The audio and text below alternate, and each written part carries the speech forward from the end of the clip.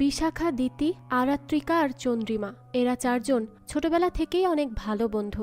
স্বামী সংসার নিয়ে তাদের জীবন ভালোই চলছিল, তবে হঠাৎই তাদের মাথায় এক অদ্ভুত খেলার ভূত চেপে বসে আর শুরু হয় বর যাচাইয়ের নোংরা খেলা। তারা একে অন্যের বরের সাথেই প্রেম করতে শুরু করে, আর এরপর থেকেই ঘটতে থাকে একের পর এক রহস্যময় মৃত্যু। এই খেলায় কি তাহলে কাল হলো তাদের? আর এই মৃত্যুগুলোর পেছনের আসল রহস্য কি? কেই বা করছে এতগুলো খুন? সেই সবই আমরা জানতে পারবো আজকের গল্প গভীর জলের মাঝে। তাহলে চলুন আর দেরি না করে এই সিরিজের কিছু দৃশ্য দেখে নিয়ে মূল গল্পে যাওয়া যাক।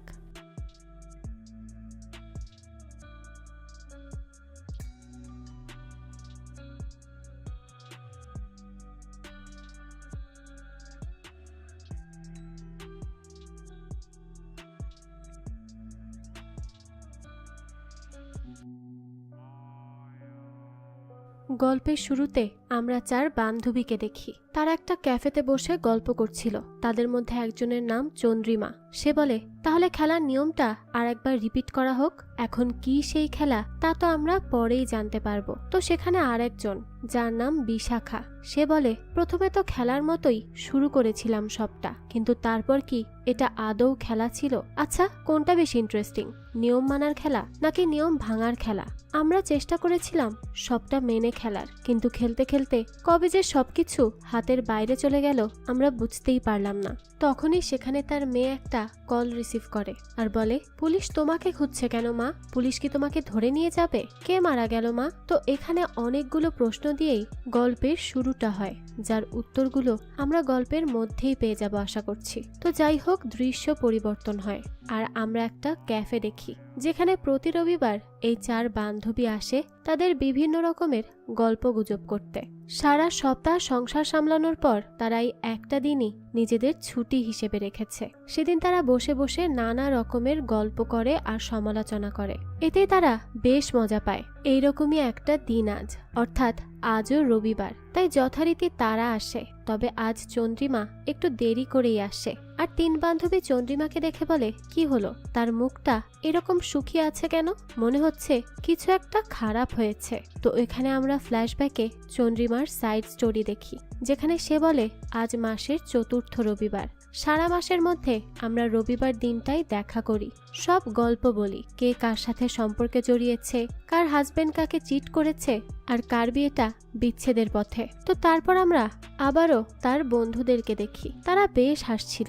চন্দ্রিমা বলছিল আজ একজনের সংসার ভেঙেছে, তার উপর আজে বাজে কমেন্টসও করছিল। কিন্তু চন্দ্রিমা কখনো ভাবেনি এইসব গল্পের অংশ একদিন সে নিজেও হয়ে যাবে। তো আজ চন্দ্রিমা এসে তার বান্ধবীদের সামনে অনেক কান্নাকাটি করে আর বলতে থাকে তার হাজবেন্ড তীর্থর এক অন্য মেয়ের সাথে সম্পর্ক আছে, আর তীর্থ চন্দ্রিমা প্রেগনেন্ট জানার পরও এখন চন্দ্রিমাকে ডিভোর্স দিতে চায়। প্রথম প্রথম তার তিন বান্ধবী তাকে একটু সহানুভূতি দেখায়, তবে পরে দেখা যায় তাদের একে একে কথা বদলাতে থাকে। ওই যে এতদিনের অভ্যাস, অন্যের পার্সোনাল লাইফ নিয়ে কটূক্তি করার, সেই অভ্যাসের ইফেক্টটা তাদের নিজের বান্ধবীর উপরও পড়ে যায়। সেখানে প্রথমেই দিতি বলে, তুই তোর হাজবেন্ডকে আসলে সামলাতে পারিসনি, সারাদিন তার টাকা নষ্ট করে গিয়েছিস, তো হাজবেন্ড তোকে ছেড়ে যাবে না তো কাকে যাবে? আর এখন এসে এখানে এরকম ন্যাকার মতো কান্নাকাটি করে কোনো লাভ নেই। তারপর বিশাখা বলে, আমার হাজবেন্ডকে দেখ, তার সাহসী হবে না কখনো এই সব ভাবার। হাজবেন্ডদেরকে না এরকম একটু কন্ট্রোল করে রাখা শিখতে হয়, বুঝলি? এরপর আরাত্রিকা বলে, সত্যিটা হচ্ছে তুই খেতে খেতে মোটা হাতি হয়ে গিয়েছিস। আমাদেরকে দেখ, আমরা কত ফিট থাকি, আমাদের হাজবেন্ড কখনো অন্য মেয়ের দিকে ফিরেও তাকায় না, আর এটাই তফাৎ তোর আর আমাদের মধ্যে। তো চন্দ্রিমা তার বন্ধুদের এরকম গিরগিটির মতো রূপ বদলে যেতে দেখে ভেতর থেকে বেশ কষ্ট পায় আর রেগেও যায়। তাই চন্দ্রিমা বলে, তোদের ভেতর তোদের হাজবেন্ডদেরকে নিয়ে অনেক অহংকার, তাই না? কিন্তু একদিন এমন আসবে যে তোদের এই অহংকার ভেঙে শেষ হয়ে যাবে, আর সেদিন বুঝতে পারবি এক্সট্রা ম্যারিটাল অ্যাফেয়ারের সাথে কোনো জিমে যাওয়া বা পার্লারে গিয়ে সুন্দরী হওয়াতেও কোনো লাভ নেই। সুযোগ পেলে সবাই চরিত্রহীন হয়। আমি তীর্থকে সেই ফ্রিডম দিয়েছিলাম, তাকে আমি বেঁধে রাখতে কখনোই চাইনি। আমি সবসময় চেয়েছি সে মুক্ত হয়ে বাঁচুক। কিন্তু তোরা তোদের হাজবেন্ডকে এরকম ফ্রিডম একদিন দিয়ে দেখ, তারপর দেখ তোদের কপাল কিভাবে পড়ে। সবকিছুর মধ্যে সৌন্দর্য আসে না, যে রূপ থাকলেই বিশ্বাস থাকবে আর রূপ না থাকলেই ধোঁকা। আসল বিষয়টাই হচ্ছে মানুষের চরিত্র।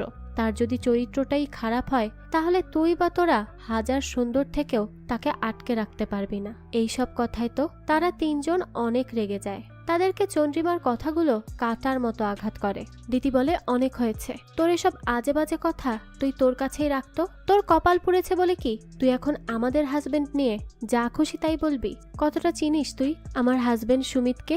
সে ট্রেডিশন মেনে চলা একটা ছেলে, মধ্যবিত্ত ঘরের ছেলে, তাই তার কাছে পরিবার মানেই হলো জীবন।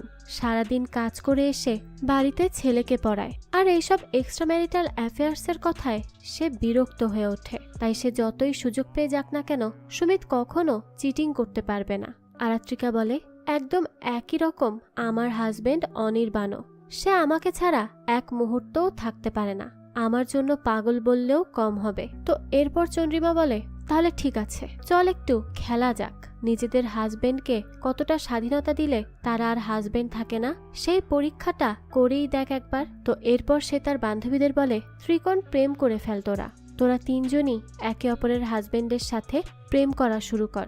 এটা শুনে তো তারা তিনজনই প্রথমে রাজি হয় না, কিন্তু পরে তাদের ইগো তাদের রাজি করায়। মানে ব্যাপারটা এমন, তারা চন্দ্রিমাকে এটাই বুঝাতে চায় যে তারা এতটাই সুন্দর যে যে কেউ তাদের প্রেমে পড়বে। তবে তাদের নিজেদের হাজবেন্ড অনেক লয়াল তাদের কাছে। তাদের বিশ্বাস অন্যদের হাজবেন্ড ফেসে গেলেও তাদের নিজেদের হাজবেন্ড কখনোই অন্য মেয়েদের প্রেমে পড়বে না। তো এরপর আমরা একটা দৃশ্য দেখি যেখানে তারা তিনজন খুব ভয়ে আছে, কারণ পুলিশ তাদের তিনজনের বাড়ি বাড়ি ঘুরছে, কারণ একটা খুন হয়েছে।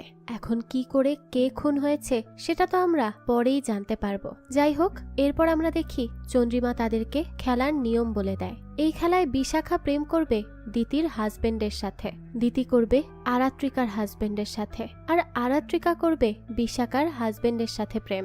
এই খেলায় একে অপরের হাজবেন্ডের সাথে প্রেম করা যাবে, কিন্তু নিজেরা সিরিয়াস হতে পারবে না, সত্যিকারের ভালোবাসা যাবে না, কারণ বন্ধুদের ঘর ভাঙা এই খেলার কোনো লক্ষ্য নয়। আর এই সব কিছু করতে হবে 1 মাসের মধ্যেই। প্রতি রবিবার দেখা করা হবে, আর এই খেলার রেফারি হবে চন্দ্রিমা। তাই খেলার সমস্ত আপডেট রবিবারেই নেওয়া হবে, এবং সেখানে সবাইকে সত্যিটাই বলতে হবে, মিথ্যা অ্যালাউ না। তো তারপর তারা তিনজনেই খেলায় রাজি হয় আর বলে, আমাদের একটা শর্ত, যত পারো সিডিউস করার চেষ্টা করো, কিন্তু আমাদের হাজবেন্ডকে টাচ করা যাবে না, দূর থেকে যা করার করতে হবে। তো তারা তিনজনই এই শর্তে একমত হয়। তো এই খেলার ভেতরেই আবার আমরা কিন্তু একটা খুনের দৃশ্যও দেখব, যা নিয়ে বেশ টানা হেচড়া চলবে।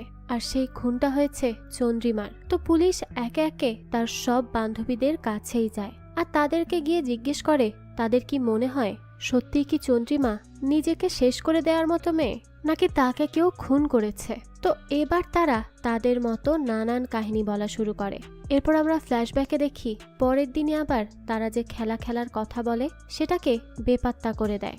চন্দ্রিমা কল করে তাদেরকে জিজ্ঞেস করে তাদের হাজবেন্ড কাল রাতে কি দেরি করে ফিরেছে। তো তখন দেখা যায় হ্যাঁ, সত্যিই তো কাল রাতে তারা দেরিতেই এসেছে।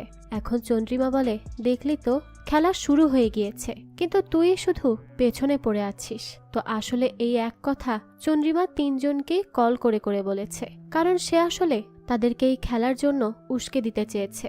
আসলে তো রাতের বেলা সেই এই তিনজনের হাজবেন্ডকে ডেকে নিয়েছিল, আর তাদেরকে নিজের কষ্টের গল্প বলে সময় পার করেছে, হেল্প চেয়েছে, যেন তারা তীর্থকে একটু বুঝায় যে সে যেন চন্দ্রিমাকে ডিভোর্স না দেয়। তো এই তীর্থই হচ্ছে চন্দ্রিমার হাজবেন্ড। যাই হোক, তো চন্দ্রিমা এখন তার 3 বন্ধুকে এমনভাবে এই বিষয়টা উপস্থাপন করেছে যেন তারা মনে করে অন্যরা তো খেলছে, তাহলে আমি কেন বসে থাকবো, আমিও তার হাজবেন্ডের সাথে প্রেম করে দেখিয়ে দিব। তো এবার এদের তিনজনের খেলা শুরু হয়ে যায়। আরাত্রিকা বিশাখার হাজবেন্ড ধ্রুবকে কল করে আর বলে তার খুব পার্সোনাল দরকারে তাকে একটু প্রয়োজন। ধ্রুব বলে তাদের বাড়ি চলে আসতে, সেখানেই কথা বলে নিবে, কিন্তু আরাত্রিকা বলে না না, এটা বিশাখাকে জানাতে দেওয়া যাবে না, এ কথা একমাত্র আমি আপনার সাথেই শেয়ার করতে চাই। তো তারপর ধ্রুব রাজি হয় তার সাথে দেখা করতে। ওইদিকে বিশাখাও সুমিতকে কল করে আর বলে তার একটা পার্সোনাল দরকারে সুমিতের সাথে দেখা করতে হবে। সুমিত বলে আচ্ছা ঠিক আছে, নিশ্চয়ই দেখা করব, আর দিদিকেও জানাই। বিশাখা বলে না না, দিদিকে বলা যাবে না, একমাত্র আপনাকেই বলতে চাই। তো এইরকম করে তিনজনই তাদের তিনজনের হাজবেন্ডকে ডেকে নেয় আর খুব সুন্দর করে সাজুগুজু করে আসে। এরপর তারা অপেক্ষা করে একটা সুযোগের, যাতে করে তাদের পাতা ফাঁদে মাছ আপনা আপনি এসে ধরা দেয়। তো এদিকে দৃশ্য আসে বর্তমানে, অর্থাৎ চন্দ্রিমার মৃত্যুর কাহিনীতে। সেখানে সকাল সকাল পুলিশ কল করে জানায় তারা যে ইনফরমেশন দিয়েছিল যে তীর্থের রিলেশনশিপ ছিল অন্য মেয়ের সাথে আর তাকে নিয়েই বেশি ডিস্টার্ব থাকতো চন্দ্রিমা, এইসব তো আরো আগেই শেষ। আর তার এই রিলেশনশিপ তো আপনাদের হাজবেন্ডই ছাড়িয়েছে। এরপর তীর্থ ক্ষমাও চেয়ে নিয়েছিল চন্দ্রিমার থেকে। তাহলে এই সব কিছুর পরও চন্দ্রিমা কেন মরতে যাবে? এরপর এই নিয়ে আরাত্রিকা দিতি আর বিশাখাকে কল করে আর জানায় পুলিশ এখন আর তীর্থদাদাকে সন্দেহ করছে না খুনের জন্য, কারণ তার যে রিলেশনশিপ ছিল সেটা চন্দ্রিমা বেঁচে থাকতেই শেষ করে দিয়েছিল আমাদের হাজবেন্ডরা মিলে। দিতি বলে তাহলে চন্দ্রিমাকে কে খুন করলো? আরাত্রিকা বলে তুই নিশ্চিত যে তুই না? দিতি বলে কেন, তুই কি মারতে পারিস না? বিশাখা তখন রেগে বলে এই প্লিজ তোরা থামতো, এসব মোবাইলে কথা বলার জিনিস না, আমাদেরকে আগে জানতে হবে চন্দ্রিমা বিল্ডিং এর ছাদে কেন উঠেছিল।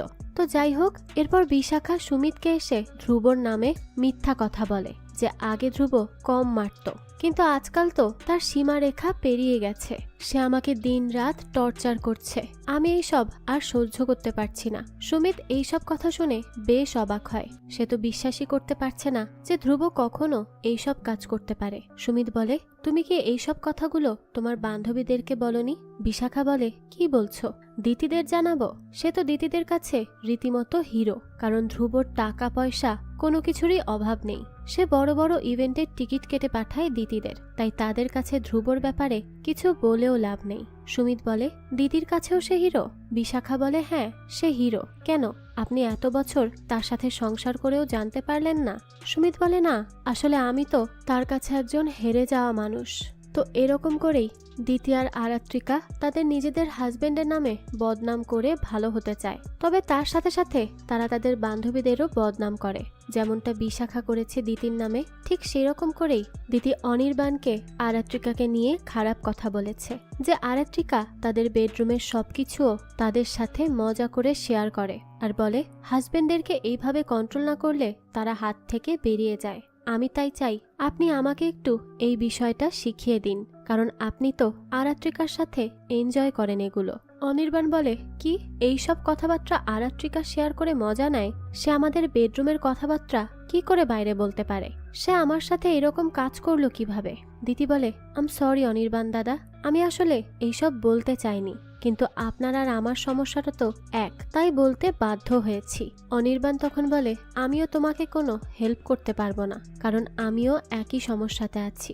আমি একদম সহ্য করতে পারি না আরাত্রিকার সেই টর্চারগুলো, সে আমার উপর হিংস্র প্রাণীর মতো ঝাঁপিয়ে পড়ে, আর আমি সেগুলো সহ্য করি কারণ আমি আরাত্রিকাকে ভালোবাসি, আর সেই আরাত্রিকাই বলছে এইসব আমাকে কন্ট্রোলে রাখতে করে সে। বাহ! দিদি তখন অনির্বাণের এই কষ্টের সুযোগ নিয়ে বলে যাই হোক, আমাদের দুইজনের একটা বিষয় তো মিল আছে, আমরা তাহলে আজ থেকে দুঃখ শেয়ার করারই পার্টনার হয়ে গেলাম। এই কথা বলেই সে অনির্বাণের হাতে টাচ করে, আর তারপর তার মনে পড়ে সে তো তারই বলা রুলস ভেঙে ফেলেছে, অর্থাৎ কাউকে টাচ করা যাবে না এমন কথা ছিল। দিদি তখন বলে আমি যে এই রুলস ভেঙে ফেলেছি তা কাউকে বলা যাবে না, আর আমি আশা করছি বাকিরাও এই কাজ করেনি। অন্যদিকে আরাত্রিকা তার হাজবেন্ডের নামে যা ইচ্ছা তাই দোষারোপ দেয়, বেচারা নির্দোষ থাকা সত্ত্বেও, আর এরপর সে খারাপ বানায় বিশাখাকে। সে বলে বিশাখা তো বলে আপনাকে সে কন্ট্রোল করে সব সময়, হিসাবের কাজে আপনাকে ব্যস্ত রেখে, না হলে আপনি হয়তো অন্য কিছুতে জড়িয়ে পড়বেন। সে বিশ্বাসই করে না আপনাকে, তাই আপনাকে কন্ট্রোল করে রাখতে চায়। আমাদের কষ্ট এক ধ্রুব দাদা, আর এখানে ধ্রুব বেশ কষ্টই পায়, আর বলে আমি হিসেব করি কারণ এইসব বিশাখা পছন্দ করে, আর আমি তাকে ভালোবাসি, তাই নিজের উপর সব কাজের বোঝা নিয়ে নিয়েছি, কিন্তু সে যে এইসব কন্ট্রোল করতে করছে তা সত্যি আমি জানতাম না। তুমি আমাকে এইসব বলে আমার চোখ আজ ঠিকই খুলে দিয়েছ। এরপর এখানে ইচ্ছে করেই আরাত্রিকা গ্লাস ভেঙে ফেলে, তখন ধ্রুব আরাত্রিকার হাত ধরে সেখান থেকে নিয়ে আসে, যদি তার পায়ে কাঁচ ফুটে যায় সেই জন্য। ওইদিকে একই কাজ করে বিশাখা, আর তাকেও হাত ক্লিন করে দেয় সুমিত। তো এরকম করে তাদের প্রথম মিটিংয়েই তিনজন হাজবেন্ডের তাদের বউকে নিয়ে ভাবনা চিন্তাকে উথাল পাথাল করে দেয় এই তিন বান্ধবী। তো তো রাতে তিনজন হাজবেন্ডই এসে তাদের স্ত্রীকে বলে তাদের মাথা ব্যথা করছে, তাই তারা আজ ঘুমিয়ে পড়বে। কিন্তু তাদের বউরা যখন ঘুমিয়ে পড়ে তখনই ধ্রুব, অনির্বাণ আর সুমিত জেগে যায় আর সেই সব নিয়েই ভাবতে থাকে। অন্যদিকে যখন আজ আবারও ক্যাফেতে আসে তারা, তখন কিন্তু চন্দ্রিমা মৃত। আর সেখানকারই একজন ওয়েটার যার নাম সুরেশ, সে এসে জিজ্ঞেস করে আপনাদের আর একজন বান্ধবী কি আজ আসবে না? তারা বলে না, কারণ সে মারা গেছে, সে আর কখনোই এইখানে আসবে না, আসতে পারবেই না। এই কথা শুনে সুরেশ খুব উত্তেজিত হয়ে পড়ে আর কান্না করে বলে না না, এটা হতে পারে না, সে মরতে পারে না, সে অবশ্যই বেঁচে আছে, সে মরতে পারে না। তারপর বাইরে এসে যখন তারা তিনজন জিজ্ঞেস করে কি ব্যাপার, তুমি কান্নাকাটি করছো কেন, তখনই জানা যায় যখন চন্দ্রিমার তার হাজবেন্ডের কারণে মন ভেঙেছিল তখন থেকেই তাকে মানসিকভাবে সাপোর্ট দিত সুরেশ, যার পর তাদের মধ্যে ধীরে ধীরে সম্পর্ক হতে শুরু করে। আর সুরেশ এইসবকে সত্যিকারের ভালোবাসা বলেই আখ্যায়িত করে। তারপর এখানে তারা তিনজন চন্দ্রিমাকে নিয়ে অনেক উল্টোপাল্টা কথাবার্তা বলে, কিন্তু সুরেশ বলে আপনারা এইসব বুঝতে পারবেন না, তাই বাদ দিন। তো তারপর সে তার কাজে চলে যায়। আর এরা তিনজন বলে শেষে কিনা চন্দ্রিমা একটা সামান্য ওয়েটারের সাথে রিলেশনশিপে ছিল। তো এরপর তারা আবারও বসে পড়ে আজ সমালোচনা করতে সুরেশ আর চন্দ্রিমার সম্পর্ক নিয়ে। কেমন বান্ধবী এরা, চিন্তা করুন। মেয়েটা মারা গেছে, তাকে নিয়েও সমালোচনা করতে ছাড়ছে না। যাই হোক, তো সেখানে আরাত্রিকা বলে আমার মনে হচ্ছে এই ছেলের মধ্যে নিশ্চিত কিছু সমস্যা আছে। দিতি বলে আমি বলবো কি ছিল, আসলে চন্দ্রিমা ধনী, এটা সুরেশ জানতো, তাই চন্দ্রিমার যখন মন ভেঙেছিল তখন সে সেটার সুযোগ নেয়। তারপর সে চন্দ্রিমাকে পটিয়েছে যাতে করে সে দামি দামি গিফট পায়, আর চন্দ্রিমাও কিছুদিন সময় কাটিয়েছে তার সাথে। তারপর যখন তীর্থদাদা তার রিলেশনশিপ থেকে বেরিয়ে এসে চন্দ্রিমার কাছে ক্ষমা চাইল, তখন চন্দ্রিমা সুরেশকে ছেড়ে দিল। আর সুরেশ সেই রাগে চন্দ্রিমাকেই ছাদ থেকে ধাক্কা দিয়ে দেয়। বিশাখা বলে তার মানে তুই বলছিস আজ যে সে কান্নাকাটি করলো সেটা নিতান্তই লোক দেখানো? দিতি বলে অবশ্যই, কারণ তার মতো মেয়েকে কোন ছেলে পছন্দ করবে? এরা তো এমন ফ্রেন্ড যারা নিজেরাই নিজের ফ্রেন্ডের বডি শেমিং করে। এমন বন্ধু থাকার থেকে একা থাকা অনেক ভালো। যাই হোক, আরাত্রিকা বলে কেন রে, এই কথা কেন বলছিস? ওই সুন্দর দেখতে ছেলেটা তোকে রেখে চন্দ্রিমাকে পছন্দ করেছে বলে তোর কি হিংসে হচ্ছে? দিতি বলে কেন, তোর হচ্ছে না? তুই তো দাবি করিস তুই আমাদের সবার থেকে বেশি সুন্দর, তাহলে তোকে রিজেক্ট করে চন্দ্রিমাকে পছন্দ করলো কেন? বিশাখা তখন বলে এই তোরা থাম তো, এখন এই সব বলে ঝগড়া করার সময় না, আমাদের আগে ভাবতে হবে এই সুরেশের ব্যাপারে আমরা পুলিশকে বলবো কিনা। দিতি আর আরাত্রিকা বলে হ্যাঁ অবশ্যই বলবো, কারণ দিতি যা বলল তা তো সত্যিও হতে পারে, কে বলতে পারে সুরেশই হয়তো চন্দ্রিমাকে ছাদ থেকে ফেলেছে। তো আসলে এরা তিনজনই সুরেশের সাথে ফ্লার্ট করত, কিন্তু সুরেশ তাদেরকে যে পাত্তা না দিয়ে শেষে তাদের নজরে অসুন্দর বান্ধবী চন্দ্রিমাকে পছন্দ করলো, সেই জন্য এই তিনজন সুরেশের উপর খুব রেগেছিল। আর তারা এই রাগের বদলা নিয়েই ছাড়বে এমন একটা ব্যাপার। তো এরপর কল করে আরাত্রিকা পুলিশকে বলে আমরা তিনজনই একজনকে সন্দেহ করছি, তাই আপনি একটু আমাদের সাথে দেখা করুন, তার ব্যাপারে বিস্তারিত বলছি। পুলিশ বলে কেন, এখন আবার কাকে দোষ দিতে চাচ্ছেন?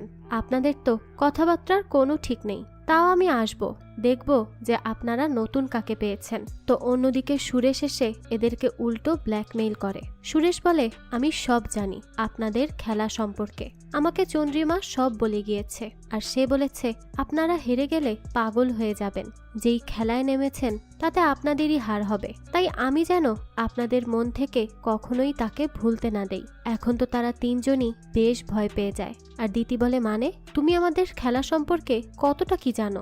সুরেশ বলে আমি সবটা জানি, আমি তো বললাম চন্দ্রিমা আমাকে বলে গিয়েছে সব। আর আপনারা তো পুলিশকে কল করেছেন তাই না? তো পুলিশ আসলে কি বলবেন ভেবে দেখেছেন? কারণ আমাকে পুলিশ যখন যা জিজ্ঞেস করবে আমি কিন্তু ঠিক তাই তাই বলে দিব, সমস্তটা বলবো, আমাকে চন্দ্রিমা যা যা বলেছে সব। কারণ আমিও তো জানতে চাই চন্দ্রিমা কি করে হঠাৎ করে এভাবে মারা গেল। আমি যতটুক মিশে জেনেছি ও নিজেকে মেরে ফেলার মতো মেয়ে নয়। তো এবার তো তারা তিনজনই বিপাকে পড়ে যায়, কারণ পুলিশকে তো তারা অলরেডি চলে আসার জন্য বলে দিয়েছে। আর পুলিশ যদি এবার সত্যিই আসে তখন তারা সুরেশের কথা কি বলবে? কারণ তারা যদি সুরেশের কথা বলে তাহলে তো তিনজনই ফেঁসে যাবে, তাই সুরেশকে ফাঁসানোর চিন্তাও মাথায় আনা যাবে না। তাই তারা এখন ঠিক করে যে তারা আর কাকে ফাঁসাবে। এই নিয়ে তারা তিনজনই খুব চিন্তায় পড়ে যায় যে এখন তারা কি করতে পারে। অন্যদিকে আমরা দেখি বিশাখা আসে চন্দ্রিমার বাড়িতে। সে চন্দ্রিমাকে শ্রদ্ধাঞ্জলি দিতে এসেছে, কিন্তু এখানে এক অদ্ভুত জিনিস দেখা যায় যে তীর্থ বিশাখার সাথে তার প্রেমিকার মতো আচরণ করছে। আর বিশাখাও তীর্থকে বলে, তীর্থ দেখো, দেয়ালেরও কিন্তু কান আছে, এখানে নয়, চুপ থাকো। অর্থাৎ তীর্থের সেই গার্লফ্রেন্ডটা অন্য কেউ নয়, বরং বিশাখাই ছিল। ফ্রেন্ডই তার ফ্রেন্ডের সাথে এভাবে বিশ্বাসঘাতকতা করলো। তো বিশাখা ভেতরে গিয়ে তার গিল্টি থেকেই হয়তো কল্পনা করে যে চন্দ্রিমা তার উপর হাসছে।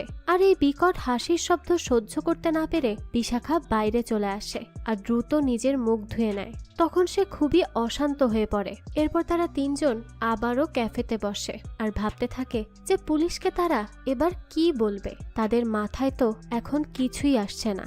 দিতি বলতে থাকে, আমরা কি করব? এই সুরেশকে তো আর কিছুই বলা যাবে না, সে তো উল্টো আমাদেরকেই ফাঁসিয়ে দিবে। আরাত্রিকা বলে, আমি যে বলে দিলাম পুলিশকে আমরা তিনজনই একজনকে সন্দেহ করি, তবে এখন কি বলবো, কার নাম বলবো? আরাত্রিকা বলে, তাহলে কি এ ছেলেটা বেঁচে যাবে? আমরা কিছুই করব না? বিশাখা বলে, আমরা করব, তবে এখন না। এখন ভাবতে হবে যে আমরা কাকে দোষারোপ দিব। দিতি বলে, এই আছে তো একজন, ওই যে তীর্থদাদার গার্লফ্রেন্ড। আরাত্রিকা বলে, হ্যাঁ, এটা কিন্তু ভালো হবে। আমরা বলবো তীর্থদাদার সাথে সম্পর্ক ভেঙে যাওয়াতে তার গার্লফ্রেন্ড বৃন্দা এইসব করেছে রাগ করে। তখনই বিশাখা বলে, কি বলছিস কি? যাকে আমরা চিনি না জানি না তার নামে এইসব কি করে বলবো? তারপর যদি আমরাই উল্টো ধরা পড়ে যাই তখন? তাই এইসব করা যাবে না। দিতি আর আরাত্রিকা বলে, তাহলে আর কি করব আমরা? বিশাখা বলে, 1 মিনিট, আমাকে আগে একটু ভাবতে দে, তারপর দেখছি কি করা যায়। এরপর দৃশ্য পরিবর্তন হয় আর আমরা বিশাখাকে গাড়িতে দেখি। সে বলে, আমি আসলে ভয় পেয়ে গিয়েছিলাম যখন তারা তীর্থর গার্লফ্রেন্ডকে দোষারোপ করার কথা বলেছে, কারণ কেঁচো খুঁড়তে গিয়ে সাপ বেরিয়ে আসলে তো সমস্যা, তাই না? আসলে বৃন্দা বলতে যে কেউ নেই তাও নয়, বৃন্দা তীর্থের কলিগ, আর তার উপর তীর্থের সাথে বৃন্দার বেশ কয়দিনেরই প্রেম। আসলে আমাদের সম্পর্কটা ধামাচাপা দিতেই তীর্থ প্রথমে বৃন্দার সাথে প্রেমের অভিনয় করে, তারপর ব্রেকআপ করে, যাতে করে কখনো যদি চন্দ্রিমার সাথে তার দেখা হয় তাহলে যেন চন্দ্রিমা এটাকেই সত্যি মনে করে যে তীর্থের আসলেই বৃন্দার সাথে সম্পর্ক ছিল। তবে সে সেই সম্পর্ক বেশি দিন টিকিয়ে রাখেনি, শুধুমাত্র চন্দ্রিমার জন্য। তো বিশাখা তখন বলতে থাকে, তবে বৃন্দার মতো একজন নির্দোষ মেয়েকে কি করে এইসবের মধ্যে ফাঁসিয়ে দিব বলুন তো? আসলে এই সব দোষ হচ্ছে ওই তীর্থের। সে আমাকে না জানিয়ে ডিভোর্সের কথাটা কেন বলতে গিয়েছিল চন্দ্রিমাকে? যাই হোক, এরপর আমরা খেলা শুরু হওয়ার 2 দিন পরের দৃশ্য দেখতে পাই, যেখানে বিশাখা এসে তীর্থকে বলে, তুমি নাকি চন্দ্রিমাকে বলেছ তার থেকে ডিভোর্স চাও, আর এটাও বলেছ তুমি তোমার গার্লফ্রেন্ডকে বিয়ে করবে। তো এই গার্লফ্রেন্ডটা কে? হ্যাঁ, কারণ আমি তো তোমাকে এইসব কিছুই বলিনি। তীর্থ বলে, আরে রাগ কেন করছো? আমি আসলে মুক্তি চাই তার থেকে, কারণ আমার তাকে আর সহ্য হয় না।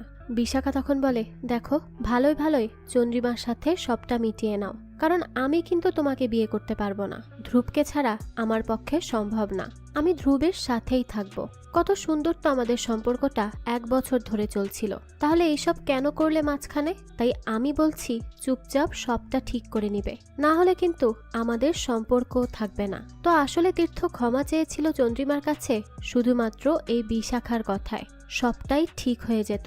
কিন্তু মাঝখানে এই একটা খেলা আর একটা খুন, সবটা কেমন যেন গোলমেলে হয়ে যায় বিশাখার কাছে। এদিকে আরাত্রিকা বলে, আমার সন্দেহ হচ্ছে অনির্বাণের উপর, কারণ সে আর আগের মতো নেই, কেমন যেন অদ্ভুতভাবে বদলে যাচ্ছিল। তার ওই গরিব হাজবেন্ডকে নিয়ে তার সন্তুষ্ট থাকারও কথা না, তাই হয়তো সে অনির্বাণকে হাতিয়ে নেওয়ার চেষ্টা করছে।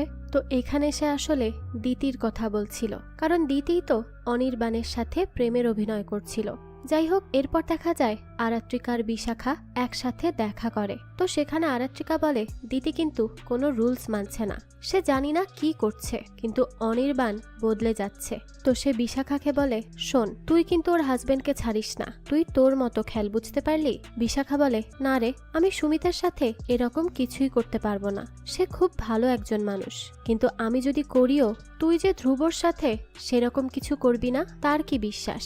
আরাত্রিকা বলে, কি তুই আমাকে বিশ্বাস করিস না?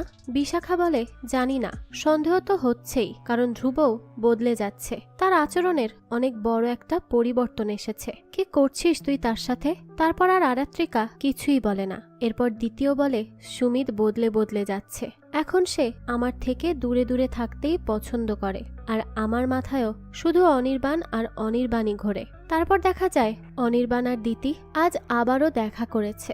সেখানে অনির্বাণ দিতিকে বলে, তুমি ঠিক আছো তো, নাকি আবারও সুমিত কিছু করেছে? দিতি বলে, একই রকম আছে সব, কিন্তু এইবার আমি আপনার কথা ভেবে সবটা সহ্য করে নিয়েছি। আমার মনে হচ্ছিল আপনি বলছেন দিতি আমি তো সহ্য করেছি, তাহলে তুমিও পারবে। অনির্বাণ বলে, না দিতি, আমি আর পারছি না, আমি আর এসব সহ্য করতে পারছি না। সত্যিটা জানার পর তো আমি কিছুতেই আরাত্রিকার কাছে ফিরে যেতে পারবো না। তারপর ওইদিকে আরাত্রিকা সহ বিশাখাও একই কাজ করে, আর তারা দুইজনও সুমিতা ধ্রুবের মন নষ্ট করে ফেলে তাদের স্ত্রীর প্রতি। এখন ধ্রুব খুব বিরক্ত বিশাখার প্রতি, আর সুমিতও খুব রেগে আছে দিতির প্রতি। তাদের তিনজনের চালই কাজে এসে যায়। তো তারপর আজ তাদের দেখা করার কথা পুলিশের সাথে। তারা সেই মতোই আসে দেখা করতে চন্দ্রিমার বাড়িতে, কিন্তু এখানে এসেই তারা তিনজন চুপ করে থাকে। পুলিশ বলে, নিজেরাই তো কল করে বড় বড় কথা বললেন, তাহলে এখন চুপ কেন, কিছু কি বলবেন? আরাত্রিকা বলে, আসলে যাকে আমরা ক্রিমিনাল ভেবেছিলাম তার প্রতি আমরা এখনো নিশ্চিত না, কারণ তার বিরুদ্ধে আমাদের হাতে কোনো প্রমাণ নেই। তাই খামোখা সন্দেহ করে তো আর কারো কথা বলাটা ঠিক না, তাই না? তীর্থ বলে, কেন ঠিক না? তোমরা আমাকে তো সন্দেহ করেই বলেছিলে কোনো প্রমাণ ছাড়া, তাহলে এবার বলতে সমস্যা কি? পুলিশ বলে, আপনারা নাম বলে দিন, বাকি প্রমাণ আমরা জোগাড় করে সবটা দেখে নিব। এরপর অনেক জোরাজুরি করার পর তারা বৃন্দার কথাই বলে, যে আমরা বৃন্দাকে সন্দেহ করেছিলাম যে হয়তো তার আর তীর্থদাদার রিলেশনশিপ ভেঙে যাওয়াতে সে রাগে কিছু একটা করেছে, কিন্তু না, আসলে সে হয়তো কিছুই করেনি। তো তখনই সেখানে আসে সুরেশ, আর এখানে সুরেশকে দেখে তো তাদের তিনজনেরই গলা শুকিয়ে যায়, কারণ যদি সুরেশ তাদের সেই খেলার ব্যাপারে কিছু একটা বলে দেয় তাহলে তো সব শেষ।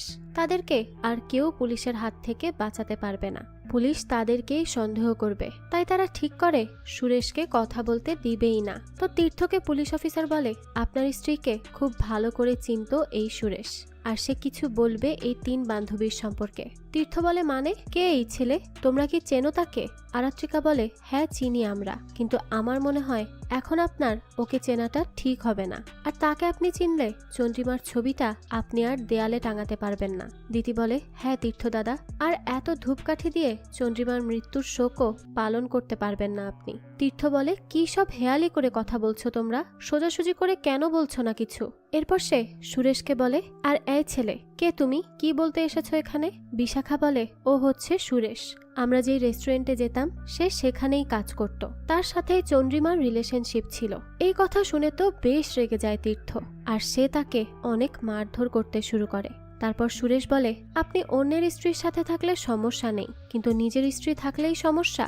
আপনি রিলেশনশিপ করলে সমস্যা নেই, আর স্ত্রী করলেই যত সব সমস্যা। তখন আরাত্রিকা বলে, দেখলেন অফিসার কত বড় মিথ্যাবাদী, আমরা সবাই জানি তীর্থদার গার্লফ্রেন্ড সিঙ্গেল, তাহলে বিবাহিত কি করে হবে? সে বিবাহিত মেয়ের কথা কি করে বলছে?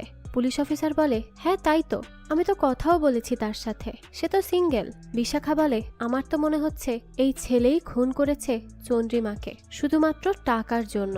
তো এইরকম যার যা মুখে আসছিল তাই বলে যাচ্ছিল, যাতে করে তারা যে কোনোভাবেই সুরেশের মুখটা বন্ধ রাখতে পারে। কিন্তু পুলিশকে সুরেশ বলে, স্যার আমি আপনাকে সবটা সত্যি বলবো, কিন্তু এখানে না, আপনি আমাকে পুলিশ স্টেশনে নিয়ে যান। তো তারপর পুলিশ তাকে বলে, তা তুই গাড়িতে গিয়ে বস, আমি আসছি। এরপর পুলিশ তাদের তিনজনকে বলে, যেই রাতে মারা যায় চন্দ্রিমা সেই রাতে আপনারা কোথায় ছিলেন? তারা তিনজনই বলে, বাড়িতে। পুলিশ বলে, আপনারা যে বাড়ি ছিলেন তার প্রমাণ কি আপনাদের হাজবেন্ড? আরাত্রিকা বলে, না না, সে তো বাড়ি ছিল না। তখন দিতি আর বিশাখাও বলে যে তাদের হাজবেন্ডও বাড়িতে ছিল না। এই সব শুনে তো পুলিশ একটু শকড হয় আর জিজ্ঞেস করে, অদ্ভুত ব্যাপার, একই রাতে তিনজনের হাজবেন্ড বাড়ি ছিল না, এটা কেমন কথা? তো আসলে সেই রাতে তাদের তিনজনের হাজবেন্ডই তিনজনের সাথে দেখা করতে এসেছিল, অর্থাৎ দিতির সাথে আসে অনির্বাণ দেখা করতে, বিশাখার সাথে সুমিত, আর আরাত্রিকার সাথে ধ্রুব। যে কারণে সেই রাতে তারা 6 জনই ছিল বাড়ির বাইরে প্রেম করতে ব্যস্ত। তো যাই হোক, এরপর পুলিশ অফিসার সুরেশকে জিজ্ঞেস করে যে সে কি বলতে চাইছে। তখন সুরেশ জানায়, চন্দ্রিমা আমাকে একটা খেলার ব্যাপারে বলেছিল, যাকে সে বলে ডেডলি গেম। তো এরপর এখানে সুরেশ আর কি বলে তা আমাদেরকে দেখানো হয়নি, হয়তোবা পরেই জানা যাবে। তো এইদিকে তারা তিনজন বেশ টেনশনে ছিল যে আজ তো সুরেশ সব বলেই দেবে, কিন্তু যদি পুলিশ তাদের হাজবেন্ডকে এই ব্যাপারে বলে দেয় তখন কি হবে? তাদের সাজানো গোছানো সংসারটা এইসবের চক্করে নষ্ট হয়ে যাবে, যেটা তারা কখনোই চায়নি। তো দৃশ্য পরিবর্তন হয় আর আমরা দেখতে পাই পুলিশ এবার বলেছে তাদের হাজবেন্ডদেরকে জিজ্ঞাসাবাদ করতে আসবে। তাই অনির্বাণ, সুমিত আর ধ্রুব তিনজনই ছিল বেশ টেনশনে। ধ্রুব বিশাখাকে বলে, পুলিশ যে তোমাদেরকে জিজ্ঞাসাবাদ করেছে আমাকে বললে না। বিশাখা বলে, কেন, বললে কি হতো? অন্যদিকে অনির্বাণ তার স্ত্রীকে বলে, আরে তুমি আমাকে কেন বললে না এই নিয়ে? আরাত্রিকা বলে, কেন, বললে কি হতো? পুলিশ আমাকে প্রশ্ন জিজ্ঞেস করেছে, আমি উত্তর দিয়েছি, এতে আবার বলার কি আছে? অনির্বাণ বলে, আরে বলার কি আছে মানে? কি উল্টোপাল্টা বলেছ কে জানে। আরাত্রিকা বলে, কি উল্টোপাল্টা মানে? আমার বন্ধুর হঠাৎ মৃত্যু হয়েছে, যার জন্য পুলিশ আমাকে তো প্রশ্ন করতেই পারে, তাতে আমি যা জানি তাই বলেছি, এখানে তো কোনো সমস্যাই নেই। কিন্তু আমি এটা বুঝতে পারছি না তুমি এত ভয়ের মধ্যে কেন আছো? ইন্সপেক্টর গায়েন তোমাকে কি বলেছে? অনির্বাণ বলে, আরে আমাকে বলেছে আগামীকাল আমাকে জিজ্ঞাসাবাদ করতে আসবে। আমাকে জিজ্ঞাসাবাদ করাটা নাকি খুব জরুরি। কে জানে আমাকে কি জিজ্ঞেস করতে আসছে সে। এরপর সে তার স্ত্রীকে জিজ্ঞেস করে, আচ্ছা তুমি পুলিশের কাছে যা যা বলেছ তা কি ভেবে বলেছ? অন্যদিকে সুমিত তার স্ত্রীকে বলে, তোমার আমাকে বলে যাওয়াটা দরকার ছিল, তাহলে আমিও তোমার সাথে যেতাম। দিতি বলে, কেন, সেখানে গিয়ে তুমি কি করতে শুনি? আমার হয়ে তো আর কথা বলতে পারতে না, তাই না? সুমিত বলে, অন্তত তোমার বেফাস কথাগুলো তো আটকাতে পারতাম। প্রথম দিন থেকেই আমি তোমার সাথে থাকতে চেয়েছি, কিন্তু তুমি আমাকে থাকতে দাওনি। দিতি বলে, তোমার কেন মনে হচ্ছে আমি কোনো বেফাস কথা বলে দিব? অন্যদিকে বিশাখা ধ্রুবকে বলে, তোমার কি আমার জন্য চিন্তা হচ্ছে নাকি নিজের জন্য? ধ্রুব বলে, নিজের জন্য কেন হবে? বিশাখা তখন বলে, কারণ যে রাতে চন্দ্রিমা মারা যায় সে রাতে তুমি বাড়ি ছিলে না। ওইদিকে এই কথার উত্তরে সুমিত দিতিকে বলে, আচ্ছা আমি ছিলাম না, কিন্তু তুমি তো জানতেই যে আমি কোথায় ছিলাম। দিতি বলে, সত্যিই কি আমি জানি? তুমি বলেছিলে তোমার দিদির বাড়ি আছো, আমি তো আর ক্রস চেক করে দেখিনি। সুমিত বলে, মানে তোমার কি মনে হয় চন্দ্রিমা মার্ডার কেসে আমার কোনো সম্পর্ক আছে? দিদি বলে, সম্পর্ক তো থাকতেই পারে। তোমার দিদিকে কল করে জিজ্ঞেস করব যে তুমি রাতে সত্যিই সেখানে ছিলে কিনা। ওইদিকে বিশাখা যখন এই একই প্রশ্ন করে ধ্রুবকে, তখন ধ্রুব বলে, আমাকে তুমি বিশ্বাস করো না? বিশাখা বলে, আমি করলাম নাকি করলাম না তাতে তো কিছুই যায় আসে না, কারণ পুলিশ তোমার কথায় বিশ্বাস করবে না। অন্যদিকে এই ব্যাপারে আরাত্রিকা অনির্বাণকে বললে সে বলে, পুলিশ কি করে জানলো আমরা বাড়ি ছিলাম না? নিশ্চয়ই তুমি বলেছ, তাই তো? অন্যদিকে দিতি সুমিতকে বলে, পুলিশকে আমি আমার ব্যাপারে বলেছিলাম যে রাতে চন্দ্রিমা মারা যায় সে রাতে আমি বাড়িতেই ছিলাম। তখন পুলিশ জিজ্ঞেস করেছে আমার হাজবেন্ড তার সাক্ষী কিনা। আমি বলেছি সে তো ওই রাতে বাড়িই ছিল না। অন্যদিকে ধ্রুব বিশাখাকে বলে, তুমি যে বাড়ি ছিলে তার কি প্রমাণ আছে? বিশাখা বলে, আমি ছিলাম না যে তারও কি কোনো প্রমাণ আছে তোমার কাছে? তখনই সেখানে ধ্রুব বিশাখার ব্যাগ থেকে লকেট বের করে, আর এরকম করে দ্বিতীয় আর আরাত্রিকার ব্যাগ থেকেও তাদের হাজবেন্ডরা লকেট বের করে আর তাদের প্রশ্ন করে এটা কে দিয়েছে আর কবে দিয়েছে। সেই রাতে নয় তো যে রাতে তারা বাড়ি ছিল না? তো তারপর আমরা সেই রাতের দৃশ্য দেখি যেখানে তারা তিনজন আসে এই তিনজনের সাথে দেখা করতে, আর এসেই একই রকমের লকেট তারা একে অপরকে গিফট করে আর তাদের স্ত্রীরা সেটা তাদের ব্যাগেই রেখে দেয়। তো এখানে দেখা যায় আরাত্রিকা, দিতি আর বিশাখা তারা হয়তো ভালোবাসার নাটক করছে, কিন্তু অনির্বাণ, সুমিত আর ধ্রুব তাদেরকে সত্যিই ভালোবেসে ফেলেছে। তো যাই হোক, তখন দেখা যায় কেউ একজন লেটার বক্সে লিখে রেখে গেছে যে নিজের স্ত্রীর ব্যাগ চেক করো, আর তাই তারা তাদের স্ত্রীদের ব্যাগ চেক করেছে। এখন কে এই কাজ করলো তা জানা যায়নি। আর আরাত্রিকা, দিতি এবং বিশাখা তাদের হাজবেন্ডকে বলে, এই লকেট আমাদেরকে চন্দ্রিমা দিয়েছে, বিশ্বাস না হলে জিজ্ঞেস করো বাকিদের, আমাদের তিনজনের কাছেই একই রকমের লকেট আছে। এখন অনির্বাণ, ধ্রুব আর সুমিত তো একটু চমকেই যায়, তারা আর কিছুই বলে না। এরপর দেখা যায় তারা তিনজন আবারও রবিবারে দেখা করে, আর আজ বিশাখা বলে, প্লিজ আজ আমাদেরকে সত্যি বলতেই হবে, এভাবে একে অপরের থেকে সব লুকিয়ে রাখলে পরিস্থিতি সামলাতে পারবো না আমরা। দিতি বলে, আমরা যে চন্দ্রিমার খেলায় হেরে গিয়েছি তা সত্যি তো? আরাত্রিকা বলে, আসলে আমরা আমাদের হাজবেন্ডকে অন্ধের মতো বিশ্বাস করেছি, কিন্তু বুঝতে পারিনি তারা অন্যের পাতা ফাঁদে এত তাড়াতাড়ি পড়ে যাবে। বিশাখা বলে, আমরাও তো রুলস ভেঙেছি, আমাদের টার্গেট কিন্তু অন্যের সংসার ভাঙা ছিল না। এটাই তো বলেছিল চন্দ্রিমা যে লুকস দিয়ে কাউকে আটকে রাখা যায় না। আরাত্রিকা বলে, চন্দ্রিমাই একমাত্র আমাদের মধ্যে স্মার্ট ছিল মনে হচ্ছে, সে ভালো করেই জানতো যে আমরা ফেইল করব। দিতি বলে, আজ যদি চন্দ্রিমা থাকতো তাহলে হয়তো সে আমাদেরকে দেখে খুব হাসতো। তারপর বিশাখা কল্পনা করে যে তাকে চন্দ্রিমা বলছে, তোরা জানিস এখানে তোদের হাজবেন্ডের থেকে তোদের দোষ সবচেয়ে বেশি, তোরা নিজেদের পাওয়ার প্রমাণ করতে গিয়ে নিজেরই বন্ধুর সংসার ভেঙে দিচ্ছিস, সেই দিকে কোনো খেয়ালই নেই তোদের। তো এরপর দিতি বলে, কি রে, আমরা যা ভুল করেছি তা ঠিক করার কি কোনো পথ নেই? আরাত্রিকা বলে, আর কি করে করব? বিশ্বাস একবার ভেঙে গেলে কি জোড়া লাগে? বিশ্বাস হচ্ছে কাচের মতো, আর তার উপর ওই পুলিশ অনির্বাণদেরকে সবটা বলে দিবে। বিশাখা বলে, প্লিজ এত নেগেটিভ ভাবে ভাবিস না তো। আগে আমাদেরকে ভাবতে হবে আমরা আমাদের বিয়েটাকে কি করে বাঁচাবো। যে করেই হোক জোড়াতালি দিয়ে হলেও বিয়েটা বাঁচাতে হবে। একবার আমরা যদি একে অপরের সাথে সত্যি বলি তাহলে অনেক কিছু ঠিক হতে পারে। তারপর বিশাখা বলে যে রাতে চন্দ্রিমা মারা যায়, সে রাতে কি তোদের সাথে এসেছিল কেউ দেখা করতে? দিতি বলে, কেন, তোর সাথে এসেছিল? আগে তুই বল। বিশাখা বলে, হ্যাঁ, সুমিত দা এসেছিল। তারপর দিতি বলে, আমার সাথেও অনির্বাণ দা দেখা করতে এসেছিল। আর আরাত্রিকাও স্বীকার করে যে তার সাথে ধ্রুব এসেছিল দেখা করতে। তারপর তারা তিনজনই সেই একই রকমের চেইন বের করে যা গিফট করা হয়েছিল তাদের। আরাত্রিকা বলে, তার মানে তারা আমাদের সম্পর্কে সব জানে। তারা হয়তো ইচ্ছে করেই নাটক করছে এখন। এর মানে খেলার মধ্যেও খেলা। অন্যদিকে পুলিশ অফিসার সুরেশকে বলে, আচ্ছা, তার মানে তারা একে অপরের হাজবেন্ডের সাথে খেলছে। এটা কি তাদের হাজবেন্ডরা জানে? সুরেশ বলে, আগে জানতো না, কিন্তু এখন জানে। তাই তারাও খেলছে তাদের বউদের সাথে। হাতে নাতে ধরার অপেক্ষায় আছে। পুলিশ বলে, তাদেরকে কে বলেছে এইসবের ব্যাপারে?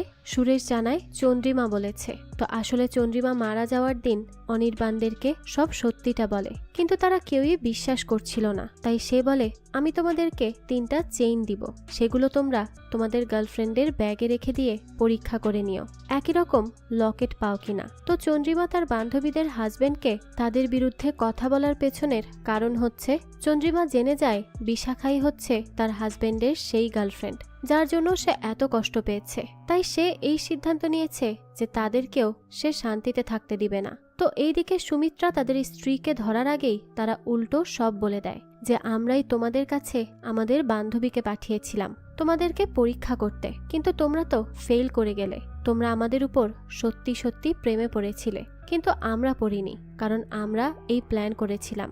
আমরা সব জানি এই সব লকেটের ব্যাপারে। তাই তোমরা আর বড় বড় কথা না বললেই ভালো হয়। তো এই হাজবেন্ডরা এখানে উল্টো ফেসে যায় আর তাদের স্ত্রীদের কাছেই ক্ষমা চায়। এরপর সুমিত বলে, আর একটা বিষয় লুকিয়ে গিয়েছি পুলিশের কাছ থেকে, যে যেই রাতে চন্দ্রিমা মারা যায় সেই রাতে আমরা ছিলাম সেখানে লকেট নিতে, কিন্তু আমরা লকেট নিয়েই চলে আসি। তারপর যে কি হয়েছে তা জানি না। তবে এবার পুলিশ যদি কিছু জিজ্ঞেস করে আর সত্যিটা সামনে আসে তাহলে তো আমরাই ফেসে যাব। তো এই ব্যাপারে তাদের স্ত্রীরা জানার পর তারা এখানে অন্য প্ল্যান করে। তারা পরের দিন পুলিশকে জানায় যে তারা সেই রাতে আসলে তাদেরই একে অপরের হাজবেন্ডের সাথে ছিল, কারণ তারা তো গেম খেলছিল। এই বিষয়ে তো পুলিশ আর তাদের হাজবেন্ডরাও জানে না। নিজেদের হাজবেন্ডদেরকে বাঁচাতে তারা সোজাসুজি বলে যে তাদের বান্ধবীদের এক একজনের হাজবেন্ড এক একজনের সাথে পুরোটা রাত কাটিয়েছে। এইসব শুনে তো পুলিশ একটু অবাকই হয় যে এগুলো কেমন নোংরা ব্যাপার। যাই হোক, এরপর পুলিশ বলে, আচ্ছা, আপনাদের এবার আমি 2টা ইনফরমেশন দিয়ে রাখি। আমরা 3টা সিগারেটের খোসা পেয়েছি, আর চন্দ্রিমা যে মারা গিয়েছে উপর থেকে পড়ে সেটা মিথ্যা, কারণ সে উপর থেকে পড়ার আগেই মৃত ছিল। কেউ ইচ্ছে করেই তাকে ফেলেছে উপর থেকে। তো তারপর আরাত্রিকা আর বিশাখা বলে, এই কাজ তো সুরেশেরও হতে পারে, আপনি তাকে কেন জিজ্ঞেস করছেন না? তারপর পুলিশ বলে, হ্যাঁ হ্যাঁ, তাকে এখনই ডেকে জিজ্ঞেস করে নিচ্ছি। তো এদিকে দেখা যায় সুরেশকেও কেউ এসে মেরে রেখে গিয়েছে তার ঘরেই। এখন এটা আবার কোন রহস্য? এখন পর্যন্ত তো একটা খুনের রহস্যেরই সমাধান হয়নি, তার উপর আর একটা খুন। যাই হোক, তো দৃশ্য পরিবর্তন হয় আর আমরা দেখতে পাই টেবিলে এবার রেফারি হয়ে বসে আছে তীর্থ, আর তার সাথে আছে অনির্বাণ, সুমিত আর ধ্রুব। তো এখানে তীর্থ বলে, নিয়মটা আবার বলে দেই। এই সময় সুমিত বলে ওঠে, এই সবটাই একটা খেলা। অন্তত প্রথমে তো খেলাই মনে হয়েছিল। তো এরপর আমরা দেখি ধ্রুব একটা মাছ হাতে নিয়ে বিশাখাকে বলে, এই দেখো, আর একটা মাছ মারা গেল। বিশাখা তখন অনেক ভীত সন্ত্রস্ত হয়ে বলে, সব মারা যাবে, এইভাবে একে একে সব মারা যাবে। বিশাখা আসলে অনেক বেশি ভয়ে ছিল, দেখেই বোঝা যাচ্ছিল। ধ্রুব তখন বলে, সবকিছু এত নেগেটিভ ভাবে কেন ভাবো, আর এত ভয় কেন পাচ্ছ তুমি, আর এত রাগ করারই বা কি আছে? তখন বিশাখা বলে, রাগবো না মানে কি? তুমি কি এখন আমাকে বলে দিবে যে আমি কখন রেগে যাব আর কখন যাব না। তো তখনই দেখা যায় সে ধ্রুবকে ধাক্কা দেয় আর তার হাত লেগে সেখানে মাছের জারটা ভেঙে যায়। ধ্রুব তখন বলে, দেখো এই মাছগুলোর প্রাণ কিন্তু তোমার ভুলেই যাচ্ছে। বিশাখা তখন বলে, ঠিক এদের মতো আমার আর আরাত্রিকারও প্রাণ যাবে, আমার তো তাই মনে হচ্ছে। তো এরপর দৃশ্য পরিবর্তন হয় আর আমরা দেখি সুমিত বলে, এই খেলাটা শুরু হয়েছে আরো আগে আগে বলতে যখন আমাদের স্ত্রীরা ভাবেইনি এরকম কোনো খেলার কথা, অর্থাৎ তাদের আগে থেকেই আমরা এই খেলা শুরু করি। তো এরপর এখান থেকে আমাদের দেখানো হয় যে কি করে তারা এই খেলার শুরুটা করে। তো ফ্ল্যাশব্যাকে দেখানো হয় তাদের স্ত্রীরা 4 জন গোয়া যায়। তো সেই রাতেই দেখা যায় তাদের 4 জন হাজবেন্ড খুব ড্রিঙ্ক করছিল আর মজা করছিল, কারণ স্ত্রীদের একটা আলাদা প্যারা নেই। কিন্তু সেখানে আবার সুমিত খুব দুশ্চিন্তায় ছিল, কারণ একা একা তার স্ত্রী কি করে সেখানে গেল আর সেখানে সে ম্যানেজই বা কি করে করবে কে জানে। এসব নিয়ে সে খুব চিন্তা করতে থাকে। কিন্তু বাকি 3 জন অর্থাৎ তীর্থ, ধ্রুব আর অনির্বাণ তারা কোনো চিন্তাই করছিল না। তো সেখানে সুমিতের চিন্তা দেখে তারা বলে, কি রে তুই কি ভয় পাচ্ছিস নাকি যে তোর স্ত্রী আবার অন্য কারোর সাথে চলে যায় কিনা? সুমিত বলে, ধুর কি সব বলছিস, আমার স্ত্রী আমাকে ছাড়া আর কারো দিকে তাকানোর কথাও ভাবতে পারে না, সে আমার জন্য পাগল বলতে গেলে। আমি তো কোনো কিছু বলার আগেই সে করে ফেলে, সে আমার সবটা বোঝে। তো তারা বলে, তাহলে আমাদের স্ত্রী কি চিটার নাকি, তোর স্ত্রী একাই ভালো? তো এই নিয়ে দেখা যায় এদের মধ্যে একটা তর্ক বিতর্ক হয়ে যায়। তাই তীর্থ বলে, আচ্ছা তাহলে চলো একটা গেম খেলা যাক। আমি বলছি যে কোনো মেয়েরাই ভালো থাকে না, যখন তারা সুযোগ পায় তখন তারাও খারাপ হয়। আর আমি চ্যালেঞ্জ ধরছি, তোদের স্ত্রীরা যখন সুযোগ পাবে তখন তারাও আর ভালো থাকতে পারবে না। এই কথাটা তীর্থ আরো জোরালো করে বলতে পারছিল, কারণ ধ্রুবের স্ত্রীর সাথেই তো তীর্থর পরকীয়ার সম্পর্ক ছিল, মানে অনেক আগে থেকেই এদের সম্পর্ক চলছে। যাই হোক, এরপর তারা এই চ্যালেঞ্জ অ্যাকসেপ্ট করে। তখন সেখানে 3টা রুলস বলে তীর্থ। 1 নাম্বার হচ্ছে তারা জিতলে তীর্থ তাদের কথা মতো সব করবে, আর তীর্থ জিতলে তারা তীর্থের কথা মতো সব করবে। 2 নাম্বার রুল হচ্ছে তাদের স্ত্রীদেরকে এই গেমের ব্যাপারে কিছুই বলা যাবে না। আর 3 নাম্বার হচ্ছে তীর্থ তাদেরকে খারাপ হওয়ার রাস্তা দেখিয়ে দিবে, তাতে তারা কেউ আপত্তি করতে পারবে না। তো এই 3 নাম্বার শর্ত শুনে তো তাদের সমস্যা হচ্ছিল, কিন্তু পরে তীর্থ বলে সে বেশি কিছু করবে না, তাদের শুধু অনুভব করাবে তারা লাগামহীন হয়ে চলাফেরা করতে পারবে। আর সে বলতে থাকে, আর আমরা দূর থেকে দেখব তারা লাগামহীন হয়ে চলাফেরা করার সুযোগ পেয়েও কতটা লয়াল থাকতে পারে। তারপর তারা 4 জন এই খেলায় রাজি হয় আর রুলস মানারও ওয়াদা করে যে এই রুলসগুলো তারা কেউই ভাঙবে না। দৃশ্য আসে বর্তমানে, যেখানে আরাত্রিকা তো ভয়ের কারণে পাগল প্রায়। তো সে অনির্বাণের কাছে এসেই বলে, এই তুমি আমাকে একা রেখে এসেছো কেন রুমে? কি চাও, আমি মরে যাই? তাহলেই তো তুমি মুক্ত হয়ে যাবে, তাই না? এটাই চাচ্ছ? অনির্বাণ বলে, আরে আমি ইন্সপেক্টর গায়েনকে কল করছিলাম, কি সব উল্টোপাল্টা কথাবার্তা বলছো তুমি? তখন আরাত্রিকা বলে, হ্যাঁ আজ তো তোমাদের রিপোর্ট আসার কথা, তাই না? সেই যে সিগারেটের খোসা পাওয়া গিয়েছিল সুরেশের ঘরে, তোমরা সত্যিই তো সেখানে ছিলে না? অনির্বাণ বলে, আরে না, আমরা ওখানে সত্যি ছিলাম না। তারপর আরাত্রিকা বলে, তুমি সব সত্যি সত্যি আমাকে বলছো তো, কোনো কিছু লুকাচ্ছ না তো? এ কথা শোনার পরপরই অনির্বাণ কেমন যেন চুপ হয়ে যায়, যেন সে সত্যি সত্যি কিছু লুকিয়ে রেখেছে। অন্যদিকে দেখা যায় সুমিতের বাড়ি আসে তীর্থ। সুমিত তীর্থকে দেখেই বলে, তুমি এখানে? তোমার এই খেলার চক্করে 3 জন মানুষ মারা গেল। সেই 3 জন হচ্ছে চন্দ্রিমা, সুরেশ আর দিতি। হ্যাঁ, দ্বিতীয় মারা গিয়েছে, কারণ এখানে দিতির ছবিতে মালা দেওয়া ছিল। আর ঠিক এই কারণেই আরাত্রিকার বিশাখা এতটা আতঙ্কে আছে আর বলছে তারাও মারা যাবে, কেউ বাঁচবে না। তো প্রশ্ন হচ্ছে দিতি কি করে মারা গেল, সেটা তো আমরা গল্পের সামনেই জানতে পারবো। তো যাই হোক, তীর্থ বলে, হ্যাঁ আমারই তো এখন সব দোষ, আমি তো খেলাটা শুধু প্রপোজ করেছিলাম, তোমরা সবাই তো এতে রাজি হয়েছিলে। কেন হয়েছিলে বলো? সুমিত বলে, হ্যাঁ একটা মাতাল প্রপোজ করেছিল, তার সাথে 3টা মাতালও রাজি হয়ে গেল, তোমারই কারণে 3টা মানুষ মারা গিয়েছে তীর্থ। তীর্থ তখন বলে, 3 জনেরই নাক কানে রক্ত এসে মারা গেল, স্ট্রোক করলো। অদ্ভুত না ব্যাপারটা? 3 জনই একই রকম ভাবে কিভাবে মারা গেল? ব্যাপারটা তো আসলেই সন্দেহজনক। তো তারপর এখানে আর একটা ছোটখাটো না, ভালোই বড় রহস্য বা প্যাচ যাই বলেন না কেন সেটা খোলা হয়। মনে আছে গল্পের শুরুতে চন্দ্রিমা কাঁদো কাঁদো হয়ে এসে তার বান্ধবীদের বলেছিল যে তার হাজবেন্ড তাকে ছেড়ে দিবে, অন্য কোথাও তার পরকীয়া চলছে বলে। তো আসলে এই সবটাই করানো হয়েছে চন্দ্রিমার মাধ্যমে। আর কে করিয়েছে জানেন? হ্যাঁ, ঠিকই ধরেছেন, চন্দ্রিমার হাজবেন্ড তীর্থ। কারণ তীর্থকে তো ধ্রুবদেরকে দেওয়া চ্যালেঞ্জ জিততে হতো, তাই সে প্রথমেই ডিভোর্সের ভয় দেখায় চন্দ্রিমাকে। যদিও সে ডিভোর্স কখনোই দিত না। তো এরপর সে চন্দ্রিমাকে বলে, আমি জানি তোমার বান্ধবীরা ভালো না, তারা কখনো কারো বেস্ট ফ্রেন্ড হওয়ার যোগ্যতাই রাখে না। চন্দ্রিমা এই কথা শুনে বলে, কি বলছো কি তুমি? আমার বান্ধবীরা সবচেয়ে বেস্ট, তাই তাদের নিয়ে এসব কথাবার্তা আমার সামনে বলবে না প্লিজ। তীর্থ তখন বলে, আচ্ছা তাহলে তুমি এক কাজ করো, তাদেরকে গিয়ে বলো তীর্থ পরকীয়ার জন্য আমাকে বলেছে ডিভোর্স দিয়ে দিবে। তারপর দেখো তারা তোমার দুঃখে কষ্ট পায় নাকি উল্টো তোমার দুঃখে মজা পায়। আর আমি যতদূর জানি তারা তোমার দুঃখ বোঝার চেষ্টাও করবে না, বরং নিজেদের মতো করেই তোমাকে বিচার করে যাবে, তোমাকে অনেক কথাও শোনাবে। তুমি দেখে নিও। তাই তুমি এই টেস্টটা নিজের বন্ধুদেরকে করো, তারা কি আসলেই তোমার ভালো বন্ধু নাকি সবটাই উপরি দেখানো, সেটা তখনই বুঝতে পারবে। আর শোনো, সেই সময়ই তুমি তাদেরকে এই চরিত্রের পরীক্ষাতে ফেলে দিবে। তো তীর্থের প্ল্যান অনুযায়ী সে তার বন্ধুদেরকে সেই খেলাটার কথা বলে। আর তার বন্ধুরাও নিজেদের এবং নিজেদের হাজবেন্ডের প্রতি ওভার কনফিডেন্স থাকার ফলে সেই চ্যালেঞ্জ অ্যাকসেপ্ট করে নেয়। তো এই হচ্ছে তীর্থের প্ল্যান। এইভাবে তাদের স্ত্রীদেরকে লাগামহীন করার বুদ্ধিটা সে করে, যাকে বাস্তবে রূপ দেয় চন্দ্রিমা। তো যাই হোক, এর পর কি হয়েছে তা তো আমরা আগেই দেখেছি। তো এখানে একটা বিষয় পরিষ্কার, এই কাজ ছিল আসলে তীর্থের। অন্যদিকে আরাত্রিকা আর বিশাখা একে অপরকে দোষারোপ করে এই খুনের জন্য। বিশাখা বলে, আরাত্রিকা তুই দিদিকে খুন করিসনি তো? কারণ তোর হাজবেন্ড তো তার সাথে প্রেম করছিল, রাগের বশে কিছু করে ফেলিসনি তো? আরাত্রিকা তখন বলে, খুন করে দিলেই তো ভালো ছিল, কারণ এত কিছুর পরও আমাকে অনির্বাণ দিতি বলে কয়েকবার ডেকেছে, তার মাথায় এখনো দিতি ঘুরপাক খাচ্ছে। আর তুই আবার চন্দ্রিমাকে খুন করিসনি তো? বিশাখা বলে, না তো, আমি কেন খুন করতে যাব?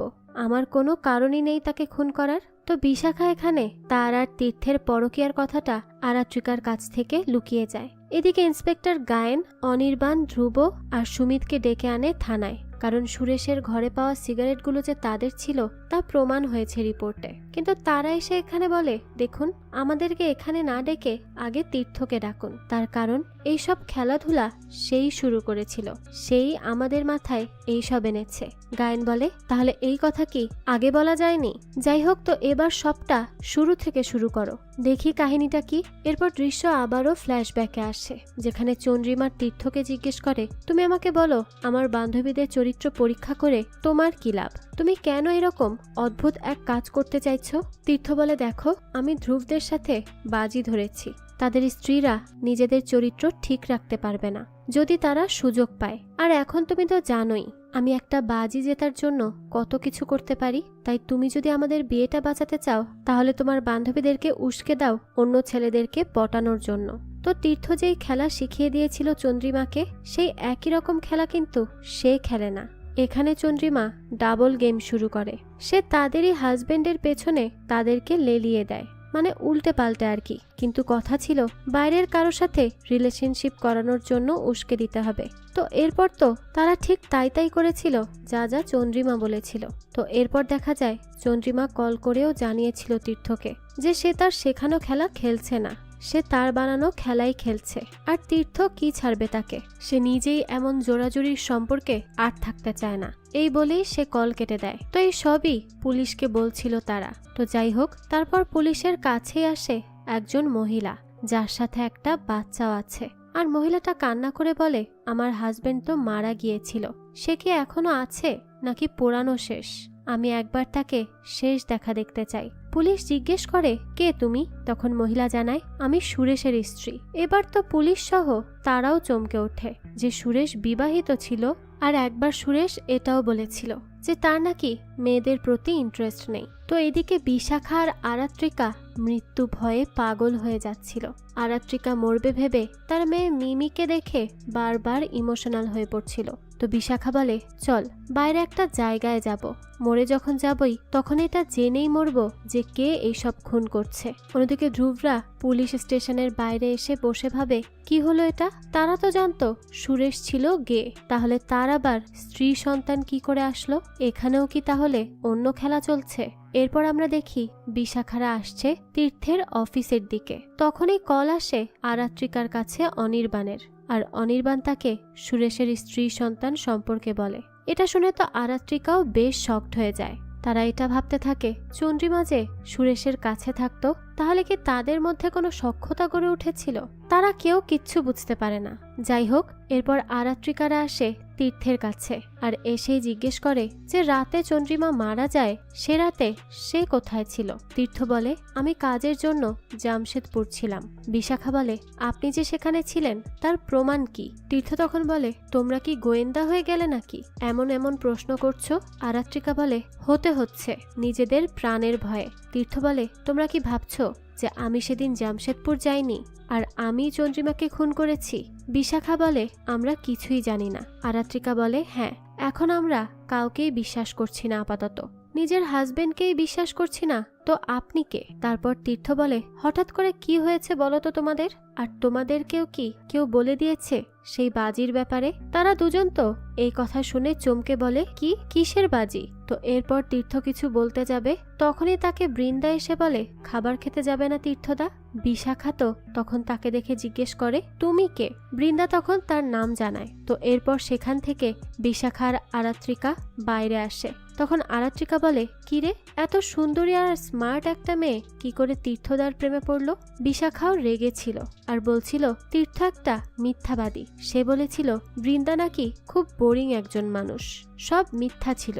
তবে এইসব কথা বাদ দিয়ে এটা ভাব, আমাদের হাজবেন্ড আমাদের থেকে কিছু একটা বাজির কথা লুকিয়ে গিয়েছে, সেই বাজিটা কি হতে পারে?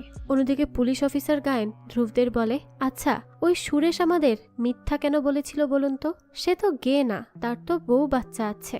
এবার তো তার বলা কোনো কথাই বিশ্বাস করা যাবে না।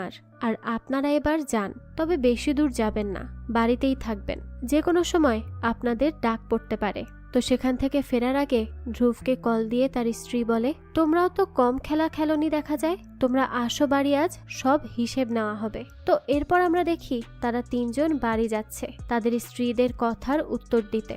তখন তারা অনেক কিছুই ভাবছিল যে কি বলবে, কেমন ভাবে তারা এই সব কিছু নিবে। অন্যদিকে তীর্থর মাধ্যমে আমরা আরো কিছু ব্যাপার জানতে পারি। সুরেশকে আসলে সেই চন্দ্রিমার পেছনে লাগিয়ে রেখেছিল, কারণ সে জানতো যে সুরেশ গে। কারণ সুরেশ বলেছিল তার মেয়েদের ভালো লাগে না, বরং সে ছেলেদেরকে পছন্দ করে, তার মেয়েদের প্রতি কোনো আগ্রহই নেই। তাই তীর্থ নিশ্চিত হয়েই তাকেই কাজে নেয় টাকার বিনিময়ে। সবসময় সুরেশ কিছু না কিছু ইনফরমেশন দিত তীর্থকে, কিন্তু আজ যখন সে জানতে পারল সুরেশ কোনো গে ছিলই না, এই সবই ছিল মিথ্যা, তখন তীর্থরও অনেক রাগ হয়। অন্যদিকে আরাত্রিকা আর বিশাখা তাদের তিনজনকে বলে তোমরা আমাদেরকে ধোঁকা দিয়েছ, নিজের স্ত্রীকে নিয়ে বাজি ধরতে লজ্জা করলো না তোমাদের? অনির্বাণ বলে বাজি তো তোমরাও ধরেছিলে আর তারপর আমাদেরকে ফাঁসিয়ে দিয়েছিলে। বিশাখা বলে হ্যাঁ ফাঁসিয়েছিলাম, কিন্তু পুলিশকে ফেস করার আগে সব সত্যিটা বলেছি আমরা। কিন্তু তোমরা কি করলে? তোমরা আমাদেরকে নিয়ে গেম খেলেই গেলে। তোমরা যদি তীর্থের খেলায় রাজি না হতে তাহলে তীর্থ চন্দ্রিমাকে বলতো না এই সব খেলার কথা, আর চন্দ্রিমা আমাদেরকে এইসব অদ্ভুত খেলার জন্য উস্কে দিত না। তাই এই সব কিছুর শুরু তোমরা করেছো। এসব না করলে সবই আগের মতো থাকতো, কেউ মারা যেত না, আমরাও মৃত্যু ভয়ে থাকতাম না, আর আমাদের সংসারটাও বেঁচে যেত।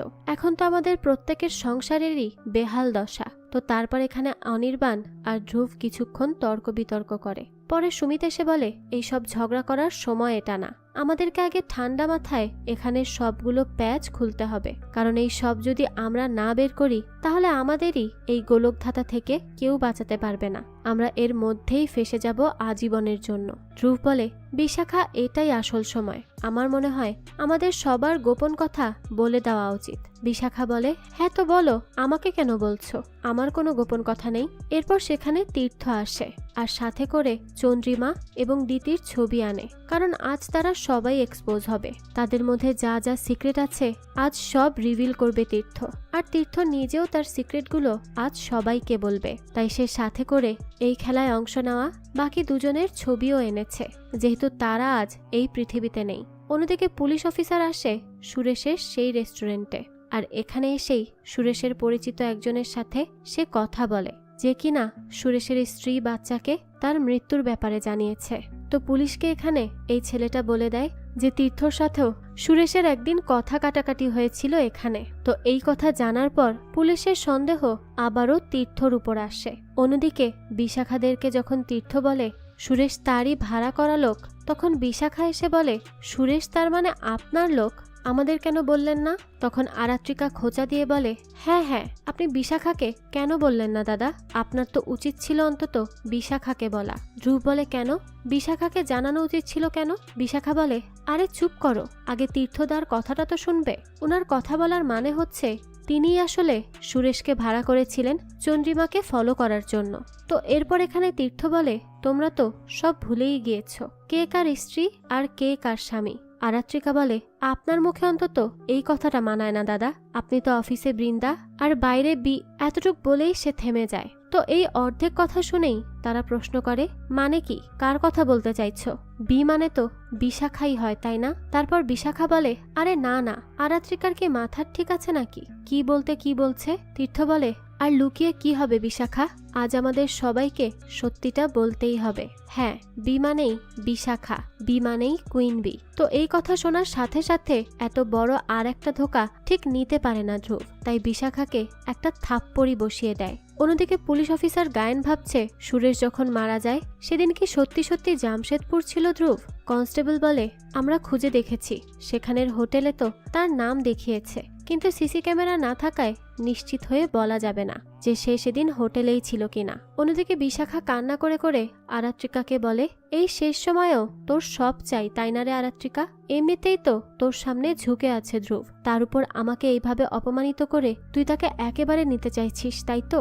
আরাত্রিকা বলে, না রে, এরকম কিছুই না, আসলে পুরাতন অভ্যাস তো সমালোচনা করার, তাই হয়ে গেছে, মুখ থেকে বেরিয়ে গেছে। আমি আসলে তোকে সন্দেহ করেছিলাম, কিন্তু এখন তো বুঝতে পেরেছি কেন তুই তীর্থদার গার্লফ্রেন্ডকে দোষারোপ করতে চাইছিলি না। যদি কেঁচো খুঁড়তে গিয়ে কেউটে বেরিয়ে আসে, তাই তো? বিশাখা বলে, এটা কি সময় হলো এইসব প্রশ্ন করার? তখন আরাত্রিকা উঠে এসে বলে, শুধু বিশাখা কেন এক্সপোজ হবে, আমাদের সবার এক্সপোজ হওয়া উচিত। যাওয়ার আগে আমাদের সবার পরিষ্কার হয়েই যাওয়া উচিত, আর কোনো সত্য লুকানো উচিত না। ধ্রুব বলে, এই তীর্থ প্লিজ তুমি যাও, আমি তোমাকে আর সহ্য করতে পারছি না, তুমি যাও এখান থেকে, না হলে কিন্তু আমার হাত উঠে যাবে তোমার উপর। তীর্থ বলে, আমি চলে গেলে কিন্তু অনেক রহস্যেরই কোনো দিক খুঁজে পাবে না, আমি তো এসেছি আজ সব কিছু বলতে। অন্যদিকে তীর্থ আর একটা ফ্ল্যাশব্যাকে যায়, যেখানে দেখা যায় সে চন্দ্রিমাকে রিকোয়েস্ট করছে যা হয়েছে হয়েছে তা ভুলে যেতে, কিন্তু চন্দ্রিমা বলে, না, আমি আর এই বাচ্চা কাচ্চা চাই না। তো এরপর চন্দ্রিমা আরো উল্টোপাল্টা কথাবার্তা বলে, মানে সে এখানে উল্টো গেম খেলছে, যা সম্পর্কে ধ্রুবকে সুরেশ বলেছে, অর্থাৎ মৃত্যুর খেলা, কিন্তু সেই সম্পর্কে সুরেশ ডিটেলস বলে যেতে পারেনি। তারপর দৃশ্য আসে বর্তমানে, আর আরাত্রিকা বলে, চন্দ্রিমা আমাদের বন্ধু নাকি শত্রু ছিল রে? বুঝতে পারছি বিশাখা, তুই না হয় তার ঘর ভেঙেছিলি, কিন্তু আমি কি করেছিলাম তার? আমি কি দোষ করলাম? আমি আর দিতি তো তার কোনো ক্ষতিই করিনি। তারপর আরাত্রিকা আর বিশাখা বলে, তার মানে আমাদের সাথে দেখা করার আগে থেকেই তোমরা সবটা জানতে? তখন অনির্বাণরা বলে, হ্যাঁ, আমরা সবই জানতাম, আর তোমরা দেখা করে করে কি কি বলতে সেই সব নিয়েই আমরা একে অপরের সাথে কথা বলতাম, সবাইকে সব জানিয়ে দিতাম। এরপর আমরা ফ্ল্যাশব্যাক দেখতে পাই, যেখানে তীর্থরা বসে কথা বলে একে অপরের সাথে। তো তারা এখানে খুব অবাক হয় এটা জেনে যে তাদের স্ত্রীরা তাদেরই সম্পর্কে উল্টোপাল্টা কথা বলছে। আর এখানে সুমিত বলে, ছি, ভাবতেই আমার লজ্জা হচ্ছে যে আমাদের স্ত্রীরা আমাদের সম্পর্কে এইসব বলছে, যাতে করে অন্য পুরুষের কাছ থেকে সহানুভূতি পেতে পারে। তারা তো এখন তাদের স্ত্রীকে বিশ্বাসই করতে পারছিল না। তো এরপরে দৃশ্য আসে বর্তমানে, যেখানে অনির্বাণ বলে, আমরা সবই জানতাম যে আমাদের স্ত্রীরা আমাদের সম্পর্কে কি জঘন্য জঘন্য কথা বলতো, ঠিক যেমন তীর্থ তার স্ত্রীকে দাবার গুটি বানিয়েই খেলা করেছে আর অপমান করেছে, কারণ যে করেই হোক তার তো শুধু খেলায় জিততে হবে, এর জন্য যাকে খুশি তাকে অপমান করতেও তার বাধেনি। আর তাদের স্ত্রীরাও একই কাজ করেছে, তাদের স্বামীদেরকে অন্যদের কাছে ছোট করেছে। আরাত্রিকা বলে, তার মানে তোমরা সবটা জানতে, কিন্তু তা আমাদের কিছুই বুঝতে দিলে না। অনির্বাণ বলে, হ্যাঁ আমরা সব জানতাম, কিন্তু আমরা ইচ্ছে করেই কিচ্ছু বুঝতে দেইনি তোমাদের, কারণ খেলা একা তোমরা খেলতে পারো এমন না, আমরাও খেলতে পারি। তো এইভাবেই অনির্বাণরা তাদের স্ত্রীদেরকে ফাঁদে ফেলেছিল। তো যাই হোক, এরপর সেখান থেকে চলে যায় আরাত্রিকা, কারণ সে আর এসব শুনতে পারছিল না, যার কারণে তীর্থ তার রহস্যগুলোকেও আর সবার সামনে আনার সময় পেল না। অন্যদিকে আরাত্রিকা যাওয়ার সময় অনির্বাণকে গাড়িতে বলে, আমরা যে তোমাদের নামে আজে বাজে কথা বলতাম, এই সবই তো তোমার জানা, তাহলে এইসব জানার পরও দিতির প্রতি তোমার এত টান কেন? অনির্বাণ বলে, কারণ দিতি আলাদা। আর ধ্রুবেরই বা কেন এত টান তোমার প্রতি? আরাত্রিকা বলে, কারণ আমি আলাদা তাই। তো এখানে তাদের এই নিয়ে ছোটখাটো একটা তর্ক হয়। অন্যদিকে পুলিশ স্টেশনে ইন্সপেক্টর গায়নের সাথে দেখা করতে আসে বৃন্দা। সে জানায়, আমি হয়তো আপনার জন্য কিছু করতে পারবো। এখন বৃন্দা কি করতে পারবে তা তো আমরা একটু পরেই বুঝতে পারবো। যাই হোক, এদিকে আবারও ধ্রুব বসে বসে বলে, ওই বিশাখারও মরে যাওয়াই উচিত, ওর মতো ধোঁকাবাজ মহিলার বেঁচে থাকার কোনো অধিকার নেই। তো এইসব ভেবে তার খুব রাগ হচ্ছিল। যাই হোক, এসব ভাবতে ভাবতেই সে একসময় ঘুমিয়ে পড়ে। এদিকে রাতের বেলা বিশাখাকে কল করে তীর্থ আর বলে, আচ্ছা তুমি কি বুঝতে পারছো যে কেন চন্দ্রিমা সুরেশকে বলে গিয়েছিল যদি সে না থাকে তাহলে সুরেশ যেন তার কথা তোমাদেরকে ভুলতে না দেয়? বিশাখা বলে, আমি কি করে বলবো সে কেন এই কথা বলে গিয়েছিল? তীর্থ বলে, একবার ভেবে দেখো, এই একটা প্রশ্নের উত্তরই তোমার আর আরাত্রিকার জীবনের ঝুঁকি কমাতে পারে। তোমরা বুঝতে পারবে যে কে তোমাদের আসল শত্রু। তো এদিকে বৃন্দা পুলিশকে জানায়, আমাকে সুরেশ বলেছিল চন্দ্রিমাকে সেই ফ্ল্যাটে ডেকেছিল সুরেশ, সেটাও তীর্থর কথায়। আর যেই ফ্ল্যাটে চন্দ্রিমা মারা যায় সেটা ছিল আমার মামার। তাই তীর্থ হয়তো ভেবেছিল আমাকে খুব সহজেই ফাঁসিয়ে দেওয়া যাবে এটা করলে, কারণ ওটা আমার মামার বাসা। কিন্তু বিশ্বাস করুন, আমি কিছুই জানি না। আমি নিজেও চাই খুনি ধরা পড়ুক, কারণ চন্দ্রিমাদি আমার ফ্রেন্ডের মতো ছিল। অন্যদিকে আরাত্রিকা আর বিশাখা যখন কলে কথা বলছিল চন্দ্রিমার বলা কথাটা নিয়ে, তখনই সেখানে হঠাৎ করে অনির্বাণ এসে পড়ে যায়। অনির্বাণও ঠিক একইভাবে নাক মুখ দিয়ে রক্ত বের হয়ে মারা যায়। আরাত্রিকা তো এটা দেখেই চিৎকার করে ওঠে। সে মেনে নিতে পারে না যে অনির্বাণ এভাবে তার চোখের সামনে মারা গেল। পরের দিন পুলিশ আসে আর আরাত্রিকা তখন বিশাখাকে বলে, এই আমার তো যাওয়ার কথা ছিল, তাহলে অনির্বাণ কেন গেল? আমার মৃত্যুর আগে অনির্বাণ কেন মরে গেল? বিশাখা, আজ থেকে তুই ধ্রুবকে দেখে রাখ, আমি আর তার দিকে নজর দিব না, ও শুধুমাত্র তোর বিশাখা। এরপর পুলিশ এসে তীর্থকে বলে পুলিশ স্টেশনে আসতে, তার সাথে একটু কাজ আছে। বিশাখা বলে, কেন? তুমিই তাহলে সেই কালপ্রিট, তাই না? তীর্থ বলে, আমি কিছু করিনি বিশাখা। বিশাখা বলে, এটা আমি সেদিন বিশ্বাস করব যেদিন তুমি সত্যিই মারা যাবে। তাহলে বলো, তুমি কি তাহলে নেক্সট টার্গেট? তো তারপর বাইরে সুমিত আর ধ্রুব কথা বলে, এটা কি হচ্ছে? তাহলে কি যাকে ইচ্ছা তাকেই মারা হচ্ছে? এখানে শুধুমাত্র তারা চার বান্ধবী টার্গেট নয়, বরং এই খেলা নিয়ে যারা যারা মেতে আছে তারাই মারা যাচ্ছে। কিন্তু কে সে যে আড়ালে থেকে এত বড় খেলা খেলছে? তো এরপর পুলিশের কাছে তীর্থ আসে। তখন পুলিশ অফিসার গায়ন বলে, আপনার কথায় সুরেশ সেই রাতে চন্দ্রিমাকে ফ্ল্যাটে ডেকেছিল, আপনি কি তাহলে আপনার স্ত্রীকে মারার জন্য টাকা দিয়েছিলেন? তীর্থ তখন এমনভাবে কথা বলে যেন সে এইসবের আগামাথা কিছুই জানে না। গায়েন তো তখন খুব রেগে যায় আর বলে, এরকম মিথ্যা নাটক আর করতে হবে না, যা সত্যি তাই যেন সে বলে। তীর্থ বলে, আরে আজব তো, আপনি কি সব অদ্ভুত অদ্ভুত কথা বলছেন? আমি সুরেশকে টাকা দিয়েছি এটা সত্যি, কারণ আমি নর্মাল খবর জানতে চাইতাম তার থেকে। এই ধরুন, সেখানে তারা বান্ধবীরা কি কি কথা বলে আর তারা কতটা কি ফাঁদে পা দিল, তার সাথে চন্দ্রিমা আসলে কি খেলা খেলছে, এই সব কিছু। আর আমি কখনোই সুরেশকে বলিনি চন্দ্রিমাকে কোথাও ডেকে আনতে। আর আমি কখনো এটাও বলিনি যে আমি ওই ফ্ল্যাটে যেতাম বৃন্দার সাথে, কারণ আমি চাইনি বৃন্দার বদনাম হোক, কারণ তার এইসবের মধ্যে কোনো দোষই নেই। গায়েন তখন হেসে বলে, আচ্ছা আপনি কি জানতেন আপনার স্ত্রী আর বৃন্দা বন্ধু ছিল? তীর্থ বলে, কি বলছেন এইসব? এরপর আমরা আর একটা ফ্ল্যাশব্যাক দেখি, যেখানে চন্দ্রিমা ডেকে আনে বৃন্দাকে আর সে বলে সে প্রেগনেন্ট। বৃন্দা বলে, কিন্তু আমাকে তো তীর্থদা বলেছে আপনার মাথায় সমস্যা, আপনি অসুস্থ, তাই আপনাকে ডিভোর্স দেওয়া যাবে না। এত বড় মিথ্যুক তীর্থ, সেটা তো আমি ভাবতেই পারছি না। চন্দ্রিমা বলে, হ্যাঁ, সে মিথ্যাবাদী, আর সে তোমার সরলতার সুযোগ নিয়ে তোমাকে ব্যবহার করে এরপর কষ্ট দিয়েছে, তাই তার তো শাস্তি পাওয়াই উচিত। এরপর দৃশ্য আসে বর্তমানে, যেখানে গায়েনকে কল করে অনির্বাণের বৌদি। তার বৌদি পুলিশকে বলে, আমি আসলে কিছু বলতে চাই আপনাকে অনির্বাণের মৃত্যুটা নিয়ে। পুলিশ বলে, আচ্ছা আপনি চলে আসুন নাকি আমি আসব? তখন ওই বৌদি বলে, না না, আপনি থাকুন, আমিই আসব। তখনই সেখানে আসে আরাত্রিকা আর বলে, কার সাথে কথা বলছিলে? ধ্রুবের নাম বললে শুনলাম। তার বৌদি রেগে বলে, ছি আরাত্রিকা, মাত্র অনির্বাণটা মারা গেল, একটু তো লজ্জা রাখো। আমার তো মনে হচ্ছে তুই আর ধ্রুব মিলেই অনির্বাণকে খুনটা করেছিলি। এই কথা শুনেই তো আরাত্রিকা একদম চুপ হয়ে যায়, সে আর একটা কথাও বলতে পারে না। অন্যদিকে পুলিশ তীর্থকে বলে, কি ব্যাপার, তোমাকে একজন ওয়েটার দেখেছে রাগারাগি করতে সুরেশের সাথে, সেটা কেন করেছিলে বলো তো?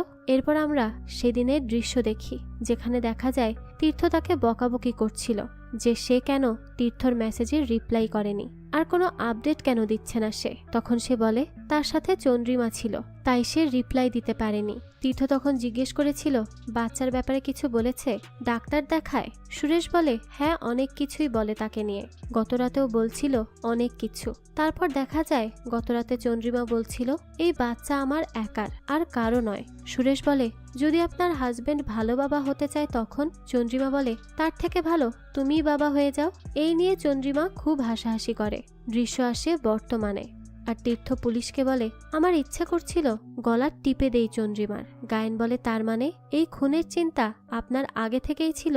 তীর্থ বলে, না না, আপনিই দেখুন না, চন্দ্রিমা একদম পাগল প্রায় হয়ে গিয়েছিল, না হলে কেউ কারো হাজবেন্ডের এক্সকে ডেকে বন্ধুত্ব করে নাকি? গায়েন বলে, হ্যাঁ তাও ঠিক বলেছেন, তবে উনি কিন্তু শুধু বন্ধুত্ব করেই থেমেছিলেন না, আরো অনেক কিছু করেছেন। তো এরপর আমরা আবারও একটা ফ্ল্যাশব্যাক দেখি, যেখানে বৃন্দা বলছিল, আমি কি করব বলুন তো চন্দ্রিমাদি, আমি তো তীর্থদাকে বেশি কিছু বলতেও পারবো না, কারণ আমার এই জবটাই সব।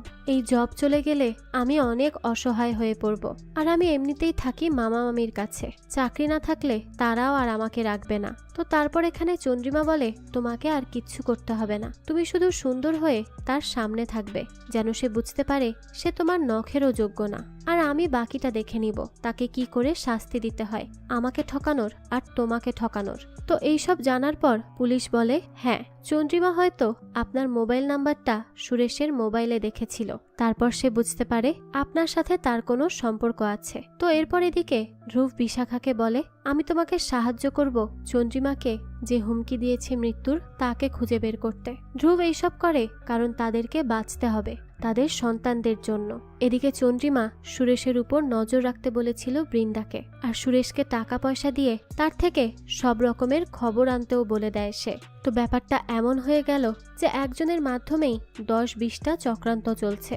তো যাই হোক, এইদিকে ধ্রুব আর বিশাখা বেরিয়ে পড়ে আসল ক্রিমিনালকে খুঁজতে। তখন ধ্রুব বলে, কোথা থেকে খোঁজা শুরু করবে?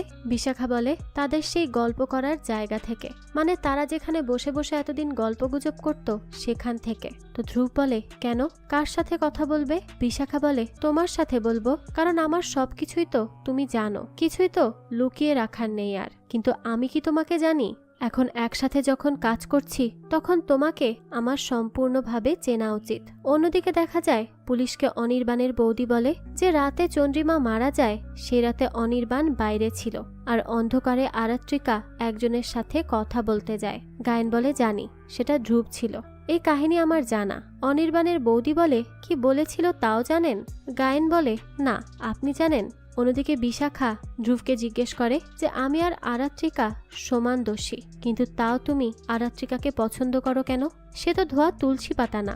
ধ্রুব এরপর এখানে সব বলে যে আরাত্রিকা একদমই আলাদা, কারণ সেই রাতে ধ্রুবকে সে সব সত্যি সত্যি বলে দিয়েছিল যে সে এই সব কিছু অভিনয় করছে, আর সে খুব ভুল করেছে। কিন্তু এত মিথ্যার মধ্যেও আরাত্রিকা যে তাকে ভালোবেসে ফেলেছে সেটাও বলে দেয়। ধ্রুব যে আরাত্রিকাকে ভালোবাসত সেটাও সে জানায়। তো এইসব শোনার পর খুবই রেগে যায় বিশাখা, আর বলে, ও খুব সুন্দর কাহিনী তো, সে আগে আগে সব বলেছে বলে সে ভালো হয়ে গেল।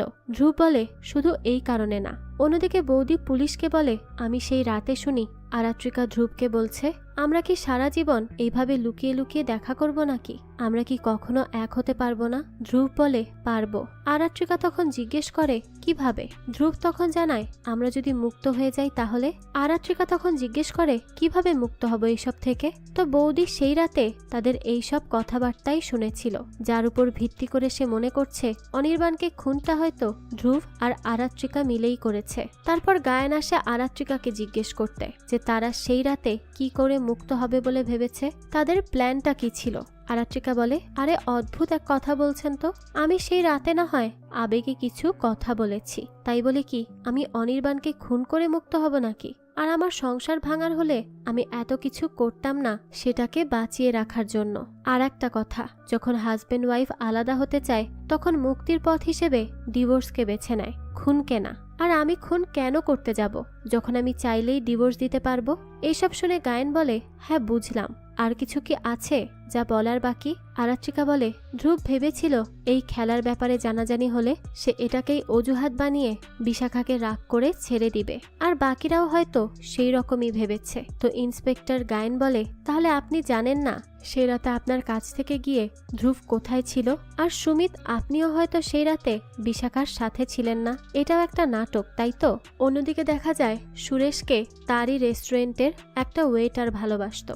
সে আজ বিশাখা আর ধ্রুবকে তার ব্যাপারে কিছু বলে যে সুরেশ একমাত্র টাকাকেই ভালোবাসতো, তাই সে টাকার বিনিময়ে একে অন্যের কথা লাগায় আর ইনফর্মার হয়। সে টাকা নিয়ে একসাথে অনেকের জন্যই কাজ করত।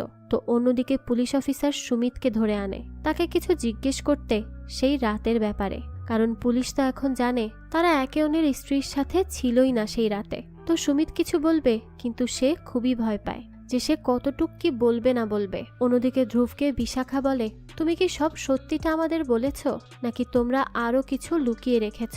ধ্রুব বলে, আসলে আমরা সেই রাতে যখন মিট করতে যাই তখন দেখি চন্দ্রিমা বেরিয়ে যায় একটা গাড়িতে করে। আমরা ফলো করি তাকে, আর যে বিল্ডিং থেকে পড়ে সে মারা যায় সেখান পর্যন্ত গিয়ে আবারও ফিরে আসি, কিন্তু ভেতরে কি হয় সেটা আমরা জানি না। তো বিশাখা বলে, আমি বিশ্বাস করতে পারছি না, আর হতে পারে তোমরাই খুন করেছ আর আমার থেকে এখন দূরেই থাকো। ধ্রুব বলে, আরে আমরা সত্যিই কিছু করিনি, আমরা তো শুধু একসাথে সেখানে গিয়েছি আর ফিরে এসেছি। তাও এবার পুলিশই দেখুক, যদি আমরা দোষী হয়ে থাকি সেটা প্রমাণ হয়ে যাবে। তো এইদিকে একই কথা সুমিতও পুলিশের কাছে বলে। অন্যদিকে আরাত্রিকাকে বিশাখা বলে, পুলিশকে তারা বলেছে তারা সেই রাতে চন্দ্রিমাকে ফলো করে সেই বাড়ি পর্যন্ত গিয়েছে। এবার আমরা কি বলবো?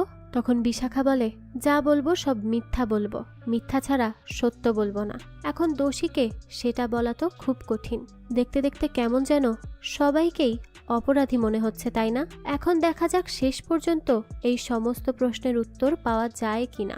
যাই হোক, তারপর ধ্রুব আসলে সেও পুলিশকে একই কথা বলে, আর এটাও বলে সেখানে সিসি ক্যামেরা থাকলে দেখে নিন যে আমরা সত্যি বলছি কিনা। ইন্সপেক্টর গায়েন বলে, সমস্যা তো এটাই, সেই দিনই সিসি ক্যামেরা খোলা হয় নতুন সিসি ক্যামেরা লাগানোর জন্য। ধ্রুব বলে, তাহলে সেই এলাকার সিসি ক্যামেরা যে খারাপ এটা সবচেয়ে ভালো কার জানার কথা? আচ্ছা, এখানে একটা কথা বলে রাখি, ধ্রুব আর ধ্রুব কিন্তু একই মানুষ। উচ্চারণের সুবিধার্থে আমি কিন্তু ধ্রুবকে ধ্রুব বলেই ডাকছি। যাই হোক, তো অন্যদিকে আমরা আবারও একটা ফ্ল্যাশব্যাক দেখতে পাই, যেখানে চন্দ্রিমার কাছে আসে বৃন্দা আর এসেই তাকে সুরেশের ব্যাপারে বলে এবং তাকে এটাও জানায় যে তীর্থর আরো একটা মেয়ের সাথে সম্পর্ক আছে, আর আজ রাতে তোমাকে এখানে আটকে রাখার কথা বলেছে তীর্থ, হয়তো বাড়িতে কেউ আসবে। তো এরকম ইনফরমেশন পেয়ে চন্দ্রিমা সেই রাতে ইচ্ছে করেই বাড়ি ফেরে এইটা দেখতে যে সেই মেয়ে আসলে কে। সে খুবই চুপিসারে ঘরের ভেতরে ঢোকে। তারপর সে গিয়ে যা দেখে সেটার জন্য সে একেবারেই প্রস্তুত ছিল না। সে এবার ভালো করেই জানতে পেরেছিল যে বিশাখার সাথেই তার হাজবেন্ডের সম্পর্ক আছে। তার নিজেরই ফ্রেন্ড তাকে এত বড় ধোঁকা দিয়েছে এটা সে মেনে নিতে পারে না, এবং এরপর থেকেই তার মরণ খেলার পার্ট শুরু হয়। এরপর বর্তমানে পুলিশ সবাইকে একসাথে ডাকে, আর ওইদিকে ধ্রুব গিয়ে আরাত্রিকা আর বিশাখাকে জিজ্ঞেস করে, যদি আরো কোনো সত্যি বাকি থেকে থাকে তাহলে প্লিজ বলে দাও, কারণ পুলিশ তোমাদেরকে ধরবে। আর তার বড় কারণ হচ্ছে সুমিত তোমাদেরকে দেখেছে সেই রাতে চন্দ্রিমা যে বাড়ি থেকে মারা যায় সেখানে। আরাত্রিকা বলে, আরে না না, এরকম হতেই পারে না, আমরা কিচ্ছু করিনি। বিশাখা বলে, আর লুকিয়ে লাভ নেই, যা জানি সব বলতেই হবে রে। আমরা আর কখনোই এই সত্য থেকে পালাতে পারবো না। অন্যদিকে পুলিশ তীর্থর বাড়ি যায় আর তাকেও আলাদাভাবে সবকিছু জিজ্ঞেস করে। তারপর এখানেই এক অন্য রকম সত্যি সামনে চলে আসে। সেই রাতে হঠাৎ করেই আরাত্রিকা, বিশাখা আর দিতির মোবাইলে মেসেজ করে চন্দ্রিমা তার সাথে দেখা করার জন্য এবং সেই ফ্ল্যাটেই আসতে বলে যেখানে সে মারা গিয়েছিল। তো তারা তো ভেবেছে হয়তো বেশি দরকার বা বিপদ আপদ, তাই তারা রাতেই বেরিয়ে পড়ে। কিন্তু শুধুমাত্র দিতি তাদের সাথে আসে না।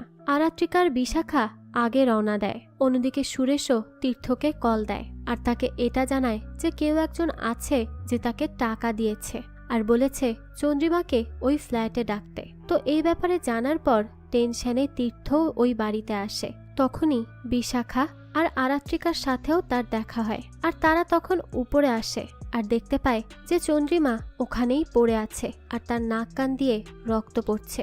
রক্ত দেখেই তো তীর্থ বেহুশ হয়ে পড়ে যায়। তো এখানে আসলে চন্দ্রিমাকে সেদিন যেতে মানাই করেছিল বৃন্দা, কিন্তু চন্দ্রিমা বলে আমাকে যেতে হবে আর আমি একজনকে ব্ল্যাকমেল করছি, হয়তো সেই আসবে সেখানে।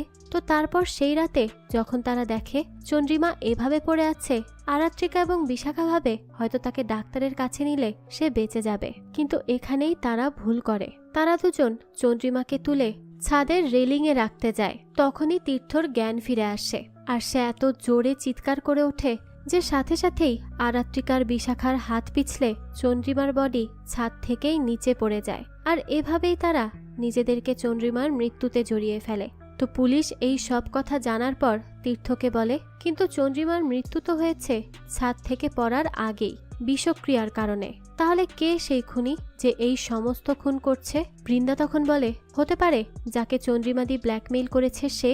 তো এই সব কথা বলার মাঝেই দেখা যায় বৃন্দারও নাক মুখ কান দিয়ে রক্ত পড়তে থাকে আর সেও ওখানেই মারা যায়। আর এই রহস্যকে রহস্য রেখেই গল্পটিও শেষ হয়। তবে এই গল্পের অবশ্যই পরবর্তী সিজন আসবে আর সেখানেই হয়তো এই সব মৃত্যুর রহস্যের জট খুলবে। সেখানেই জানা যাবে কে আসলে এতগুলো খুন করছে, তার উদ্দেশ্যই বা কি, আর চন্দ্রিমাই বা কাকে ব্ল্যাকমেইল করছিল। তো এই সব প্রশ্নের উত্তর জানতে হলে আমাদের পরবর্তী সিজনের জন্য অপেক্ষা করতে হবে। আর এর পরবর্তী সিজন যখনই আসবে আমি সেটা আপনাদের জন্য এক্সপ্লেইন করার চেষ্টা করব। যাই হোক, এই তো ছিল আজকের গল্প।